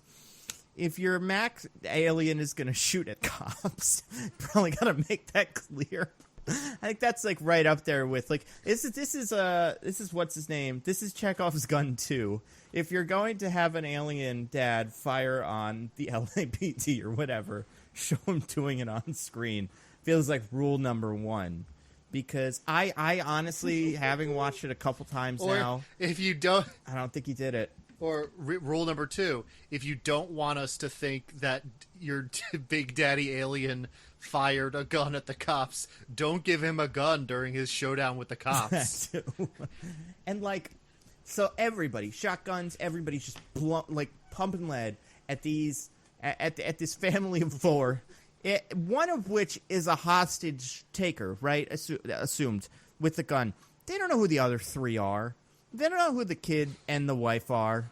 But they're still like, this guy shoots, and they're all just like, get all 4 of them. They all did it. They're going insane. I want to again point out, this is a very accurate picture of American police. Yeah, honestly, the indictment of the federal justice system, or like just the criminal justice system, is pretty like more relevant to our current times than E.T. You know, E.T. says some other things, I guess, about like the government trying to like the E.T. It's like the government's gonna take E.T. In this, it's like the cops are going to shoot Mac. It's insane that's how this movie ends. The cops are gonna execute Mac in the streets. Yeah, And no, like the federal agents don't matter anymore. It's just this. Like it's just this is the whole thing. And so the kid, so Eric is wheelchairing. He's wheeling over to the family who are on the other side of the gas pump, which is where they left the car.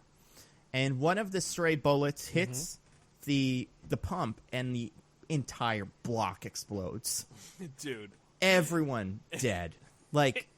It's an incredible explosion. It's unbelievable. It's so funny, too. Watch this scene. The one shot, I think maybe you guys know what I'm talking about, where they show the explosion. It's so clear that they just composited what is like the shadow of a kid in a wheelchair over it. And this is at like an hour, 25 and 30 seconds. It's so bad. Like, it's like if your teacher did a slide. Remember how there used to be those little things where you put it on the projector and it would project the thing onto before all the fancy projectors where just what are those, transparency? Like that's overhead what it looks projectors. Like. Yeah, where there's just one of those with a little wheelchair.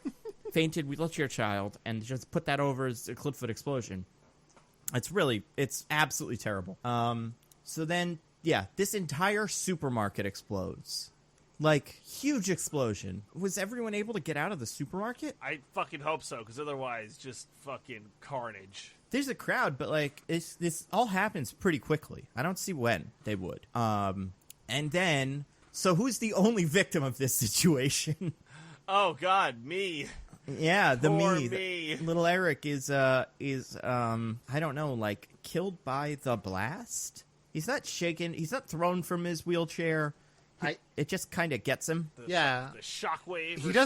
He doesn't move from the place he is when the explosion happens. Like someone runs up and gets him, and even his wheelchair hasn't like rolled somewhere else. He's in exactly the same spot. But somehow, despite not physically moving him at all, the explosion has killed him. Yeah, and he's not shot. He's not on fire. He's just, it didn't go good for him. Even though, like, yeah, there's other people that were pretty close, I guess, but I guess not as close. So then, the end of the movie, we're at the very, very end. The Macs are about to make their escape. The federal agents and the alien guy from before, Mom, all come out of a helicopter. Everybody's there. And they're like, guys, this is going to be really hard to explain. One of them got a gun, and we all shot at it because it kind of seemed like maybe it would shoot at us. And your kid exploded. He didn't explode. He's right over there, but he's dead. Shockwave just... Yeah, we can't quite explain it, but we're super sorry. This is mostly the alien's fault. And then we get at least 2 minutes of pure this kid is dead. Like, no, it's not like 30 seconds. It's not even a minute of like, oh no. Like, we watched this mom grieve for her dead son. It's crazy how long it takes for the Macs to get involved. And also, like, listen, the acting involved here, not great. No, not great. great. I think the mom is fine. Yeah. But before the mom shows up, we get like at least a full minute of the two teens grieving. Eric, no. No, Eric. Eric, no. No, Eric, yeah, it's no. bad. Like, the friend that's the girl who works at McDonald's is crying more than the brother. He's fine, but she's like bawling. And she's known him for like 3 days. Yeah, good for her, I guess. I don't know. Most of which she spent working at McDonald's. Yeah, a lot of empathy from the McDonald's crowd. I mean, do you think the McDonald's script supervisor said to the real script supervisor as they were shooting this scene, like, have her turn it up a little bit more than him? McDonald's employees, as you can see in the handbook, we try to make every experience personal. And even though she just met this kid, she'd probably feel more for him than his brother of his entire life. So, go that little extra mile. Because, yeah, she really loses it. Mom is obviously sad. Like, it just goes and goes and goes. There's still also a fire raging in this gas station. Like, everyone is still there. I don't know a lot about what happens when a gas station explodes. The first explosion happens. So. Yeah, probably get out of there. Maybe. No. Everyone knows that gas stations only got one explosion in them. So once that one's done, like, there's no more explosions. It's fine. Yeah, they can't afford anymore, so that's it. And then because they are demons from out of the fire. Come, the family of Macs, and they like saunter over their usual weird Mac family way, and they do a thing reminiscent to me of like Avatar, the Avatar movie, where they like chant and sway around the child and do their little song. And then he starts levitating, like, Yep. Definitely demons. Yep. And also like the family gets involved kind of too. Like they all have to believe. Hold hands. Oh my god. This is insane. I hope this kid has no memory of anything that happened to him.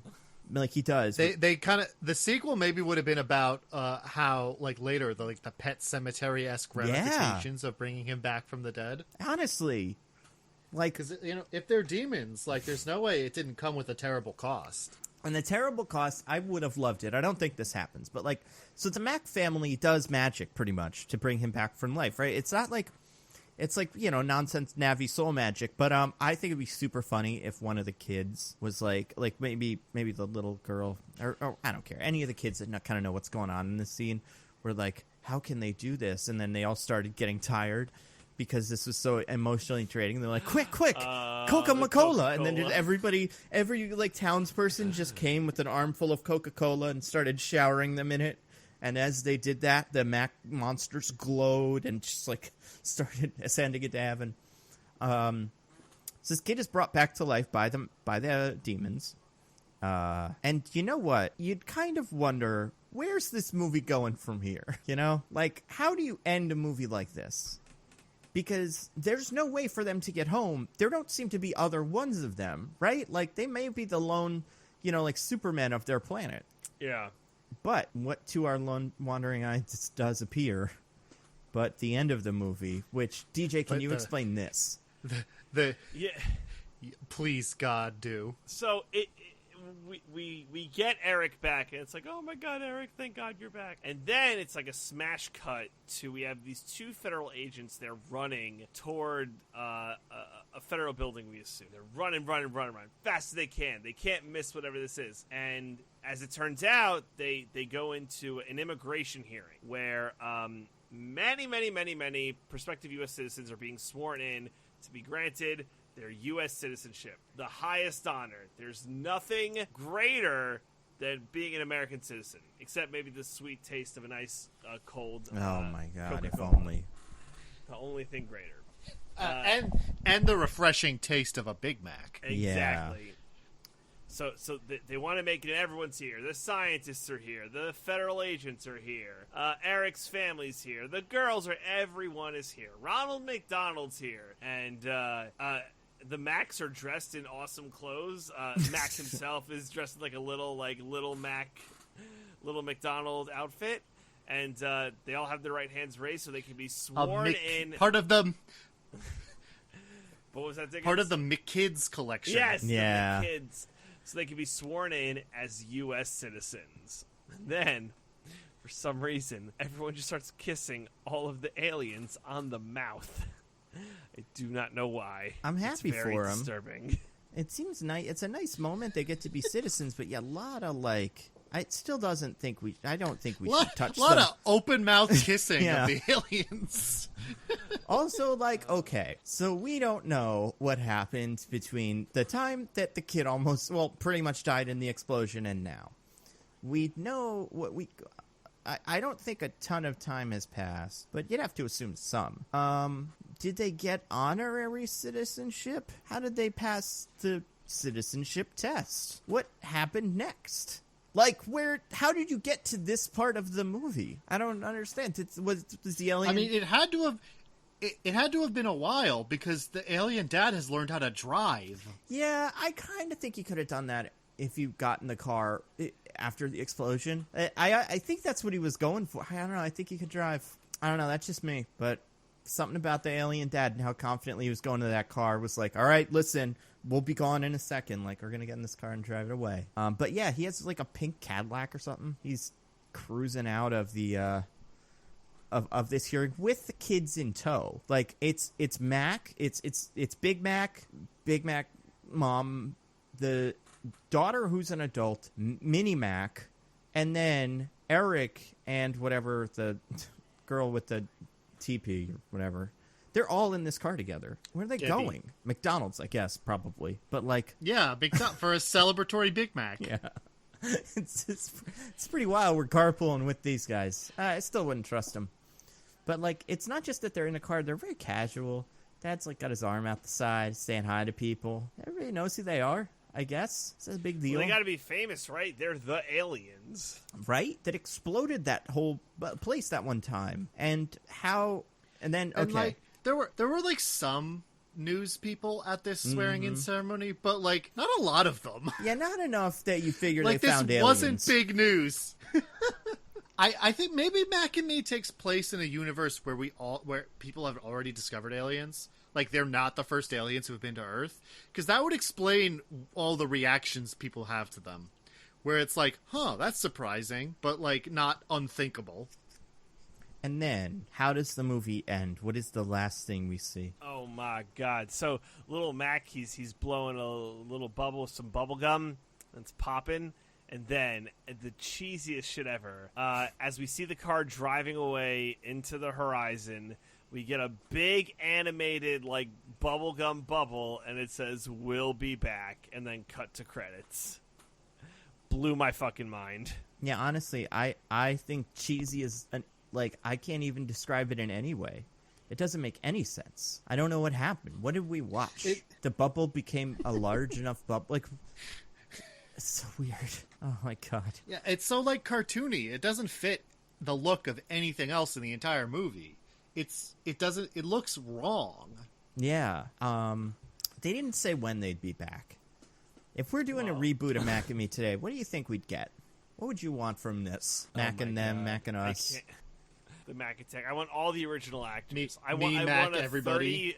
30+ year later Mac and Me in the 2020s. That's what I want. Yeah. The kid's a full grown adult. The mom's, like a grandma now. I want all that. Mac's all grown up. The parents are old. Mac has kids. Oh, let's do it. That would be awesome. Ronald McDonald makes his return. Oh God! Well, so Ronald McDonald's in this movie. We didn't even mention that. It's pretty good. I think we brought it up briefly. Did we? I mentioned that Ronald McDonald was... I said that he was performing at the McDonald's during the party, but we kind of just glossed over it. Yeah, apparently it was the real Ronald McDonald. Yeah, the actual Ronald McDonald that they keep in a cage most days. So, like, I kind of know, like, not like I know this, but I've read about this before. Apparently, it's like whatchamacallit, like the KFC thing, where there's like a Ronald McDonald that does his tour of Ronald McDonald. A canonical Ronald McDonald. Yeah, and that's the one that this was. That's wild. I love that. I love that so much. And they were just like, and this guy does not sound like the one I'm familiar with, so he is not my Ronald McDonald. I don't know what my Ronald McDonald sounds like, but it ain't that. And yeah, it's for a movie sponsored by McDonald's. Ronald McDonald doesn't come off super hot in this movie. I kind of figured he'd save the day. What if he did? What if he like talked them down off the like, hold on everybody, I know them. I saw them at my local McDonald's. Quick, I'll use my training, whatever it is. I can do it. Oh my god. I don't know. So yeah, this movie's awesome. It's so good. Is there anything else worth mentioning about this? Because I'm sure we forgot things. There's so much going on. There's one thing I totally forgot to mention that is buck wild. So after the early car accident, that like early in the movie, like the first thing that happens. Yeah. I forgot we brought this up, but some lady gets like a fire extinguisher and is just like hosing down a random guy, and there's no fire. You remember that? I do remember that. That was weird. I remember thinking, there's no fire there. Why this? Why do you have that? First of all, why are you doing it? Second. Yeah. Maybe it was like a kink thing. That was the only thing I could think of. I wonder. That's a great question, knows, though. Man. Oh, what a movie. Yeah, I loved it. Like, I really think it was a wild experience. And I've just never seen a movie like that before. They did everything. They did so many things right, kind of. Not like right, but like the way they executed so many of their things the way I think they were trying to. Where it was like big giant McDonald's dance scene, and like that was in the script, and they were like, got done with that day. Maybe they filmed that day first, and they were like, we fucking nailed it. This is gonna be one of the best movies ever made. If every day goes as well as big McDonald's dance scene. And at that point, you don't even need to see what the alien looks like, so it's just like, I hope this alien looks cute, the one that's gonna be under this teddy bear costume. And then Everything else was bad. But yeah, I think it's the amount of McDonald's, the amount of awesome in this McDonald's scene is pretty awesome. It's totally worth it. Yeah, that's great. Yeah, everyone should watch this movie. Yeah, it's on Amazon. I don't know if it shows up on TV, but I'm sure you'll be able to find it. Yeah, it's pretty funny. Okay, time for our classic segment. Do you guys have anything to recommend to the fine people? Yes, sir, I do. So, unfortunately, a lot of my recs this week are re-recs. Oh my god. I'm sorry. How dare you? He's spitting in the face of the listeners. All right. So, well, first off, I know we talked about it last week, but Fall Guys is legit. Oh my god. We gotta do a stream where the three of us play or something. Yes, it is so much fun. I would love to do that. That's what I want. That's what the people want. Probably. Let's set something up. People demand. People demand it so that you force us to do it. Not force us to do it. Force me to remember that I said that this is a good idea. Because this is a good idea. It doesn't even be like for charity or anything. Just like for fun. Yeah, I'll remind you. But yeah, we'll do something on like a Friday or Saturday or Sunday, whatever. It doesn't matter when we do it. But yeah, we can do a Fall Guys and then answer your movie questions. It would be awesome. So, but yeah, it's $20. It's $20. Or answer your Fall Guys questions. Or answer your Fall Guys questions. Or answer your Mac and Me questions specifically. Oh yeah, those are important. Probably got some. I mean, I think there's probably some things we forgot. Not like forgot, but like there's only so much of this movie that your brain can handle. So yeah. So Fall Guys, good. How about this, DJ? Question: what does your guy look like right now? All right. So it's like the pants with the hearts. Okay. And it's like a white and pink color palette. Nice. That's what I'm rocking right now. It's like very like Valentine's Day-y. Maybe I'll switch to like a fall motif or fall guy. Get my PSLs. Eventually, there's going to be a costume I'm going to want to buy with like real money, but I have not been compelled yet. Nothing's been like, oh my god, I got to buy that. Not yet. It'll happen. I want to be Iron Man. There's an Iron Man costume? There will be eventually. Oh, for sure. Yeah. I guarantee it. All right. So, if Fall Guys is the next Fortnite. No, if only. Damn right. I could actually win Fall Guys. So. Have you? I came really close, but I haven't. I came real close in a game of Hex Be Gone, but I was falling through multiple levels, and it was just brutal. You're not supposed to do that. That's how they get you. You're supposed to. It's funny because the game is called Fall Guys, but if you fall, you're usually gonna lose. Right. So when you do Hex Be Gone, do you fall early? I've tried. It's hard. I really have. I think what you do with Hex Be Gone is just try to get so lucky that you got a whole level to yourself. Yeah, that really is it. That's got to be how you win, because you can really tread water. The problem is then you fall into who knows what. So like I've done that where I've fallen through like 5 levels and then just tried to run circles around the bottom level enough so that everybody else who has to inevitably fall to that level goes through those circles and has no chance. But I don't think that's like a winning strategy. Yeah. Like you want to be as alone as possible. I mean, how about this? Here's a question. Diggins, you've also played this game. What is your least favorite game? Which one do you think is the worst? I have not played this game. Oh, you haven't played it? Oh, okay, sorry, never mind. I want to, DJ, but I have not. What's your least favorite game? It's a good question. I think the team one where you have to keep the giant balls in your zone, sucks. That game is awful. Yeah, I agree. Awful game. That's right up there with me. I don't think I've ever seen a version of Fall Ball, the other one, the soccer one, where it's not a blowout one way or the other immediately. Like it's usually first team to score, then things kind of go off the rails for that second team, and then that first team scores again, and then it's pretty much over. I think like as a game, that one is poorly executed. Yeah, agreed. I think every race is the best one. Like anyone that's a course is good. And I like the one. Yeah, I don't mind that I like one. the jumpy one where you have to jump over the thing, over like the stick. Have you played the final level with that now? Because that's a new one where I think it might just be on PlayStation. Because I've both. I switch depending on where I'm sitting. There's the one where it's like the spinny pole, and the pole will knock you into the water and stuff. One of the things I did this really cool move where I transitioned from one pole to the other. It was really impressive. Or one space to the other. It's maybe the coolest thing I've ever done in a video game before. So maybe the people will see that. What's your favorite really like game? Slime Climb. I do like Slime Climb. Yeah, you do like Slime Climb. We were playing that the other day, and you slime climbed, and you were enjoying how about it. that? I hadn't beaten it until I saw you beat it, and then I was able to. I don't know why that happened, but that definitely happened.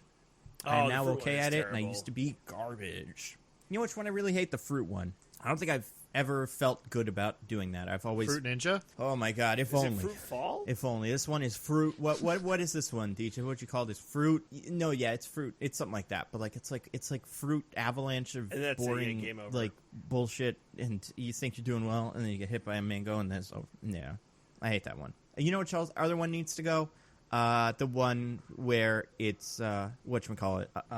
Oh, that one is awful. The one that's Mario Party, where you have to match the fruits. I've played that game, and no one has been eliminated. Like it's like a complete waste of time. So yeah, there's a lot of it that's fun. I do enjoy it. I don't know why. I think there's a part of me that doesn't like it very much, and like I recognize its problems, but I think I'm kind of like addicted to it. Anyway, yeah, fun game. So Anything I had else, DJ? watched Your other over thing? the You said you weekend. were I had wrecking a watched couple Palm of things Springs, that and have I been loved it. previous I think wrecks. everyone should watch it. Yeah, that's a fun one. All right. DJ Oh says my he doesn't God, think I'm you just should trying to trust throw me my and 2 Nando, cents in. but once he says it's good, then you should watch it. I mean, related, friend YouTube channel of mine, Patrick Williams, did an episode on why pandemic movies, or why, like, repeated day movies are such good pandemic watching. It's very interesting. Because that's what we're all living in. We're living in a repeat day, you know? Like, it's like, yeah, that's kind of what, that's what the world is now. And that's, the structure is comfortable in a really bizarre way. But yeah, no, Palm Springs is great. People have asked us to nitpick it, but I'm like, what would we say? It's good. It's good, and they do it right, and then it ends. Like, it's fun. I would say watch it, but I don't... What else can you ask for from a movie? Really, like... And, to be like, good and then end. even the parts of a time loop movie where you're like, why would they do that? It all makes more or less... It all fits together, and, you know, it's good. By the way, I love the actor, now that we've all seen it, the actor that plays the... I don't know, like... The brother who's hitting on her, he's in everything now, and I love him. His name's Connor O'Malley. You guys familiar with him? He is so funny. And he always plays like an unhinged lunatic who's screaming the whole time in whatever he does, but I feel like I've seen him in like 2 or 3 shows, and I'm so happy his genius is finally getting like appreciated, because he's wonderful. Anyway, yeah, he's great. What else, DJ? Anything else? Last thing, Legend of Korra is on Netflix, and it's great. Oh, yeah, that's the one that's like, is it a sequel? Yeah.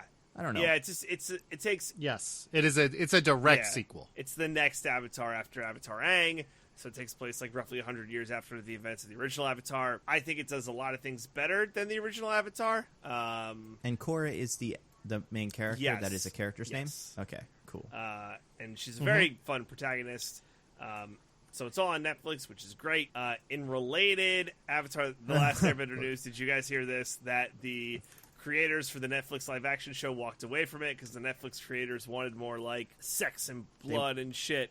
Yeah, they wanted older, whiter characters. They wanted hot Aang who fucks. I mean, now that you mention it, I think that's definitely the direction this franchise will end up going in eventually, just based on what I keep hearing on the internet. I'm not tired of like shippers necessarily, but I do think that like I think Hollywood executives see that on the internet and go like, oh, this is what people want. They want them all to fuck. And I think that's I just it's killing me. It drives me insane. But I think that's why we got Kylo and Rey kissing, and there's so much of it to be had culturally. Well, I will say, this might give us another live-action Avatar thing to nitpick in the future, because this thing might be horrible. I'll definitely watch it. In a heartbeat, I will watch... I'm like, not in a heartbeat, because it's probably like a million hours of it, but like, sounds fascinating, you know? Yeah. Who would you cast as Aang if you got to pick anyone of any age and ethnicity? Martin Freeman? Idris Elba. Which Aang do you want? Diggins, do you have anything to recommend to the fine people? I do, in fact. I'm taking a page out of DJ's book, not thoughtlessly recommending things that have been recommended before, but having multiple. Oh my God. The first is a show that premiered recently. It's called Lovecraft Country. That is something I watched today. I finished it. It's interesting. It is interesting. It's so if you're not aware, it is like basically a bunch of it's a somewhat anthology, somewhat plot-based show about Guy from Chicago, a black man from Chicago who like joined the army to get away from his domineering father, is going back as his dad claims that he found out something about his mother's origins that he should know about, but his dad has like disappeared and he has to go find him. What time period does this take place in? This is, I'd say, in the 50s, because he just got back from the Korean War. Yeah, I think that's right. That's right. So it's very like pulpy adventure kind of thing, like a horror sci-fi, like H.P. Lovecraft's works, but it's trying to do that in a way that directly confronts the ugly racism that is pervasive throughout H.P. Lovecraft's work. Interesting. Particularly by like all the main characters are themselves black, and a large portion of what happens in that show is about them. This is a tactic I've seen before in other things. Like if you've never read The Ballad of Black Tom, it's a great pseudo adaptation or retelling of one of the most racist H.P. Lovecraft stories. Oh. But from a black character's perspective in a way that centers racism, as because like in the lived experience of people of color, the force of racism in America can be this like unknowable, all-powerful force that can destroy your life at any moment, and you will never really understand why. In the way that like the horrors of H.P. Lovecraft's universe are, which is, I think, an interesting way to tackle the unfortunate implications. I mean, there's the direct racism where H.P. Lovecraft talks about unlovely mongoloid peoples and such, which are like yikes. And then there's the more subtle implications where his work is about an overriding fear of outsiders and others and people who are different. Right. But so this is an interesting way of getting at trying to confront those aspects of his work while still having a love for a lot of the things it's inspired and like the creatures and mythos and everything that he put together, because it's been so influential in the world and it's something that I myself have a lot of fondness for, even though all those things I just said about his work and all the racism in it. So I've been enjoying that. It's only one episode in so far, but I think it's a pretty good beginning, and I'm excited to see more of it. Then the second rec was I watched an old movie the other day. It's on the Criterion channel if you subscribe to that, but it's called Starstruck. It's an Australian movie. It's very much like your classic like young kid wants to be famous, gets some fame, abandons her friends and such, and then isn't true to herself, blah blah blah, that kind of story. But it's a very charming version of it because it's very touched up with a very absurdist sense of humor and also a lot of 80s pop new wave sensibility. So like the musical numbers in this are like every musical number is kind of its own like music video production, where the characters in story are like performing and singing and like having choreographed dances and things. So it's a lot of fun. It's essentially a musical. When did this come out? 1982. Really? Yeah. Oh, I see it. Okay. Because if you Google it, it's like some Disney Channel thing, but I found the one you're talking about. Not the 2010 Disney Channel movie. The 1982 okay, cool. Australian movie. Cool. So yeah, that was very enjoyable. I think it was a good time. So if you're looking for something like that, if you're subscribed to the Criterion channel and you've watched through a lot of the more well-known classics already, I think that's a good way to spend an evening. So yeah, that's Lovecraft Country on HBO and Starstruck on the Criterion channel. Nice. All right. Well, I'll co-sign Lovecraft for now. I think I think the pilot is good, and I think it really hits on like blank as a metaphor for blank, but also kind of it. I think the pilot is great. I like whatever her name is, Black Canary a lot. Is it Journey Smollett? Is that her name? Yes. Yeah. So I think she's cool. I think everybody in it is good. I I am cautious about that show. Kind of the same way, not that it's the same thing, but this like super high concept sci-fi, like literature inspired thing kind of feels like Watchmen, where it's like, it's just gotta stick the landing, you know? The pilot's great, but like, I don't know. And I guess maybe it has nothing to do with Watchmen. Maybe it's just Game of Thrones and HBO has made me feel kind of more cautious about me endorsing a show. But I was kind of like meh on it as it started, and I wasn't sure where it was going, especially the beginning. Although, you know, we'll see. But at once it really kicks into gear and they actually like, you know, get in a car and start going places. It's very interesting. And like it's a Monkey Paw production, which means it's like Jordan Peele's production company, I believe.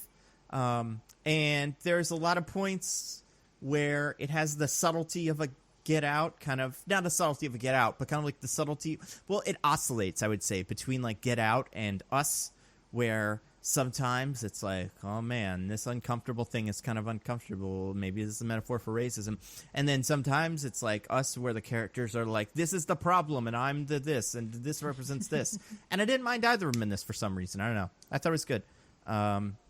Again, but, you know, take that with a grain of salt. Talk to me in 4 weeks. I don't know if we've recommended, like, since we did the last episode, Doom Patrol ended. Season 2 of Doom Patrol is over, which is a bummer because they were one episode short because of COVID stuff. So it ended on like a bonkers cliffhanger that if it was any regular television show and you didn't know this was definitely not the last episode that was supposed to be, you'd throw your TV through a wall. I want to recommend, okay, but like a couple things I do really actually want to recommend. So I'll co-sign Fall Guys as well. I think that's great. I watched, speaking of things I'll co-sign, watched the first 2, maybe 3, honestly, can't remember. No, 2 episodes of High Fidelity. I enjoy it. It's fun. Yeah. It's interesting. I think episode 3 is probably where it's going to win me over because of Diggins is the thing of it. I don't know if you can answer this question. The third episode I'm excited for because it feels like we're going to get introduced to a new character that is going to shake things up. Is that how it goes? Let me remember which episode is the third episode. And then I'll answer that question. At the end of the second episode, a character gets a bit of information that a third episode, that a character that... it's hard to explain. We can talk about it off air. But basically, okay. I think I know what you're saying. Yeah. Like I said, the premise as described and the premise as exists in the show are two different things. And I think you're coming to that split. I'm hoping so too, because I remember you telling me that, and I was like, "All right, well, where is that?" But I'm so far. I think it's interesting, and happy to see what's her name get work. Unfortunately, she will not be getting more work. Why? What happened? The Hulu canceled it. It is not getting another season. Oh, I know. Well, not I know, but like, I'm just happy to see Lady Reed from Dolomite. Just keep it, happy to see her and stuff. Divine Joy Randolph. Yes. And she's really funny in that show. And I mean, I'm happy to see what's her name too, but I know she's in fucking Batman, so she'll be fine. Yeah. But yeah, anyway, so that's fun. Okay, 2-ish things that are new to my life and I'm very excited about. First one, on Netflix, there's a new show. I don't know if it's based on anything or what its deal is, but I watched the first 2, maybe 3 episodes of this too, called Teenage Bounty Hunters, and it is fucking hysterical. Like, so funny. Have either of you heard of this? Negative. I've heard of it. So I remember seeing the trailer. Hadn't heard of it before, like, maybe a month ago. But it's like these 2 girls, probably like in their, 16, 17. I'm trying to remember. In that age range. They live in Georgia.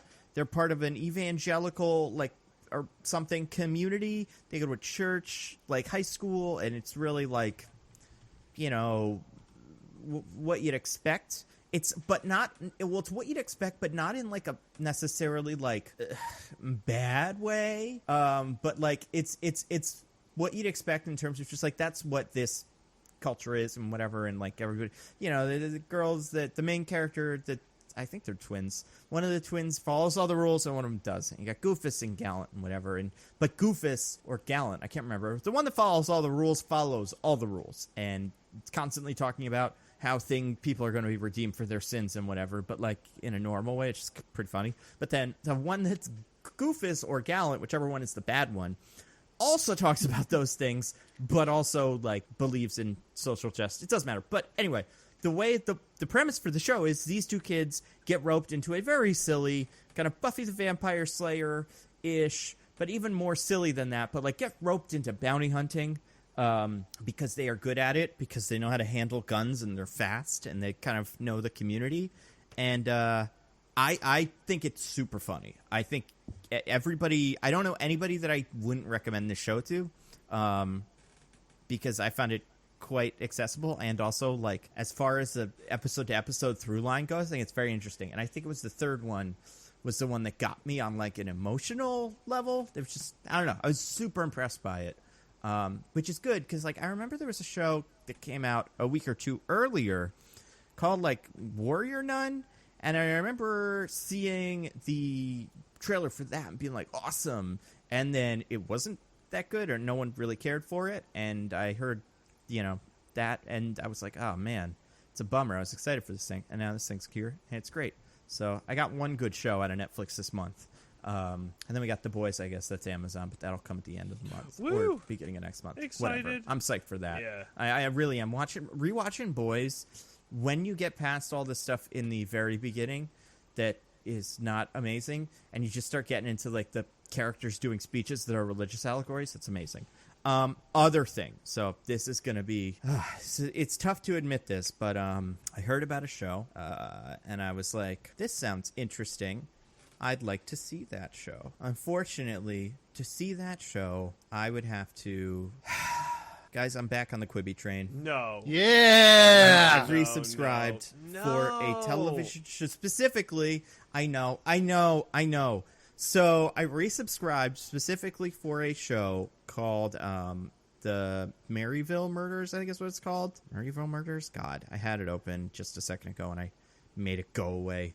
It is, so this show, and I just wanted to like, I figure I'll give it a shot, see if it's any good.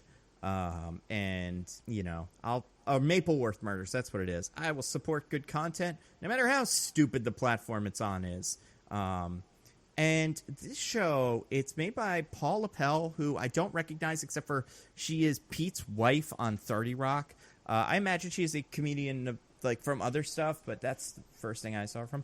And it's basically Murder, She Wrote, but like a parody of that. And this like northeastern woman like writes murder mysteries and solve crimes in the town she's from with the help of her like kind of precocious daughter, although I wouldn't say precocious is a great word to describe her, but like socially connected daughter.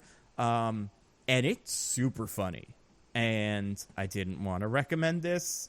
I wasn't excited to recommend a Quibi thing, but I think the show's pretty good, and it's I'm excited for more of it. First episode had like Tim Meadows, Chris Parnell, JB Smoove is in it. A lot of good funny people. So listen, if for some reason you still have your you still have your Quibi subscription, give it a look. It's pretty good. Also, the Hello America show, pretty funny too. They did a Hot Ones parody where the parody was that they had to eat like chicken wings that corresponded to the spiciness of racist statues as they discovered how racist the statues were. It's pretty funny. It's hard to explain. But listen, man, I know we love dunking on Quibi. It's the favorite thing of this show. But this Mapleworth Murder show is good, and I hope it finds a home after Quibi is inevitably destroyed. Because, yeah, it's great.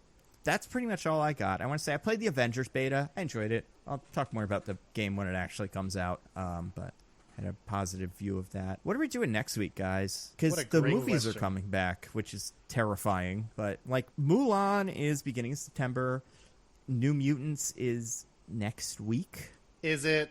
It's going to be released in one theater probably, at least. And then maybe it'll go to HBO. Who knows? But, like, that movie is going to exist. So, I don't know. I have no idea. But, I don't know. Is there anything that makes sense for us to start talking about? Because the movies are back? Like, to gear up for something? Like, Kingsman comes out soon. That's another one that comes out really, really, like, quickly once the movies start back up again. I don't know. What do you guys think? Oof. We can look at one of those many recommendations our lovely listeners put out. Yeah, maybe we can actually listen to a recommendation for once. Nah, screw them. Let's do Princess Diaries. Wow. No, just kidding. I think that was one of the suggestion. I mean, it should always be a recommendation because it's a great movie. And but I don't know. I mean, maybe we'll do E.T. But I don't know what we'll do. But we'll put this episode out, and then we've got some time, until the next one comes out. I mean, you know what? Speaking of actual media stuff that's happening, this week is that weird DC fandom event where they are going to announce all their projects, and I assume behead all the writers they fired from the comics. I hope so. Publicly to show who they care about and who they don't. So I don't know what the plan is there, but maybe now is the time to revisit original The Recipe Justice League, but also maybe we save that for Snyder Cut. I don't know. I don't know. I've never actually seen the original Justice League. Oh, it's good. I'm just kidding. It's awful. Yes. People have a negative opinion of it. I loved it. I mean, listen, I didn't believe you for a second. It's really bad. It's dumb and bad, and everything about it is bad in its own strange way. Kind of like this, except for it doesn't even have a sick dance scene where all the Justice League goes to McDonald's and enjoys it wholeheartedly. I don't know. How about this? This might help make the recommendation thing a little easier, and we'll tweet about this, but I imagine we'll put this episode up pretty soon. Recommend some DC adjacent thing, and we'll do that. And then maybe next week, the week after, the week after that, we'll recommend some sort of X-Men adjacent thing. That way, it's not like school where it's write an open-ended essay about anything, and it's well, where do I start? I think this will. I'd be interested to see what people care about. I mean, we could. Do you guys want to just do an episode covering their fandom thing? We already did our DC. We did the MCU nitpicks that one time, which I quite enjoyed. I wonder if we'd do a DC version of that, but the nitpicks would just be none of it makes any sense. Nothing does anything. Everything's bad. I don't know. We'll think about it. Yeah. All right. Anything to plug? Not for me, good sir. No Bachelor stuff? Nah, they've been going on and off, and I know next they're doing Nick Vile's season, which is one of the better seasons, but it's not happening for a couple of weeks. So wait, but is that the one where the girl decided not to be married to the first Bachelor, and then they got a different girl or something? What was the one you were talking about on the podcast recently? So that's the upcoming Bachelorette season. There's two Bachelorettes. It's gonna be pretty dope. So gotcha. Yeah, but that's not yet. Nope, that's in the future. Yeah, okay. yeah. Can't wait. What about you, Diggins? Any work on any new videos or anything like that? I'm doing some work in the background, but nothing to announce yet. Love it. Cool. Yeah, I got a video I'm going to put out in 20 minutes. Well, no, I got to change one thing. That's how YouTube works. You change one thing 50 times, then you're done. And then, but yeah, nothing else besides that. But okay, so how about this? Follow my Twitch account at least, and Diggins's. And DJ, do you have a Twitch account? Yeah, it's twitch.tv/zippybynight, because Dave was taken. This is the R-rated version, right? Yeah. Wait, Diggins, is yours just this is an odd name? It is, yes. Okay, cool. Mine is Nando View Movies as well. So if we do end up streaming Fall Guys or whatever, I think we should. Having played it, I think it kind of might. I think it would be fun to play the Avengers game together, but I mean that's not out yet. But streaming Fall Guys, I think we could all stream it from all of our accounts. So subscribe to all of us on Twitch. I guess is the right way to do it, and then you'll find out about that. Until then, I am at Nando V Movies on Twitter. I'm at Zippy by Day. I'm at This Is an Odd Name. Goodbye, everybody. Goodbye. Woo-hoo. Goodbye. We love you.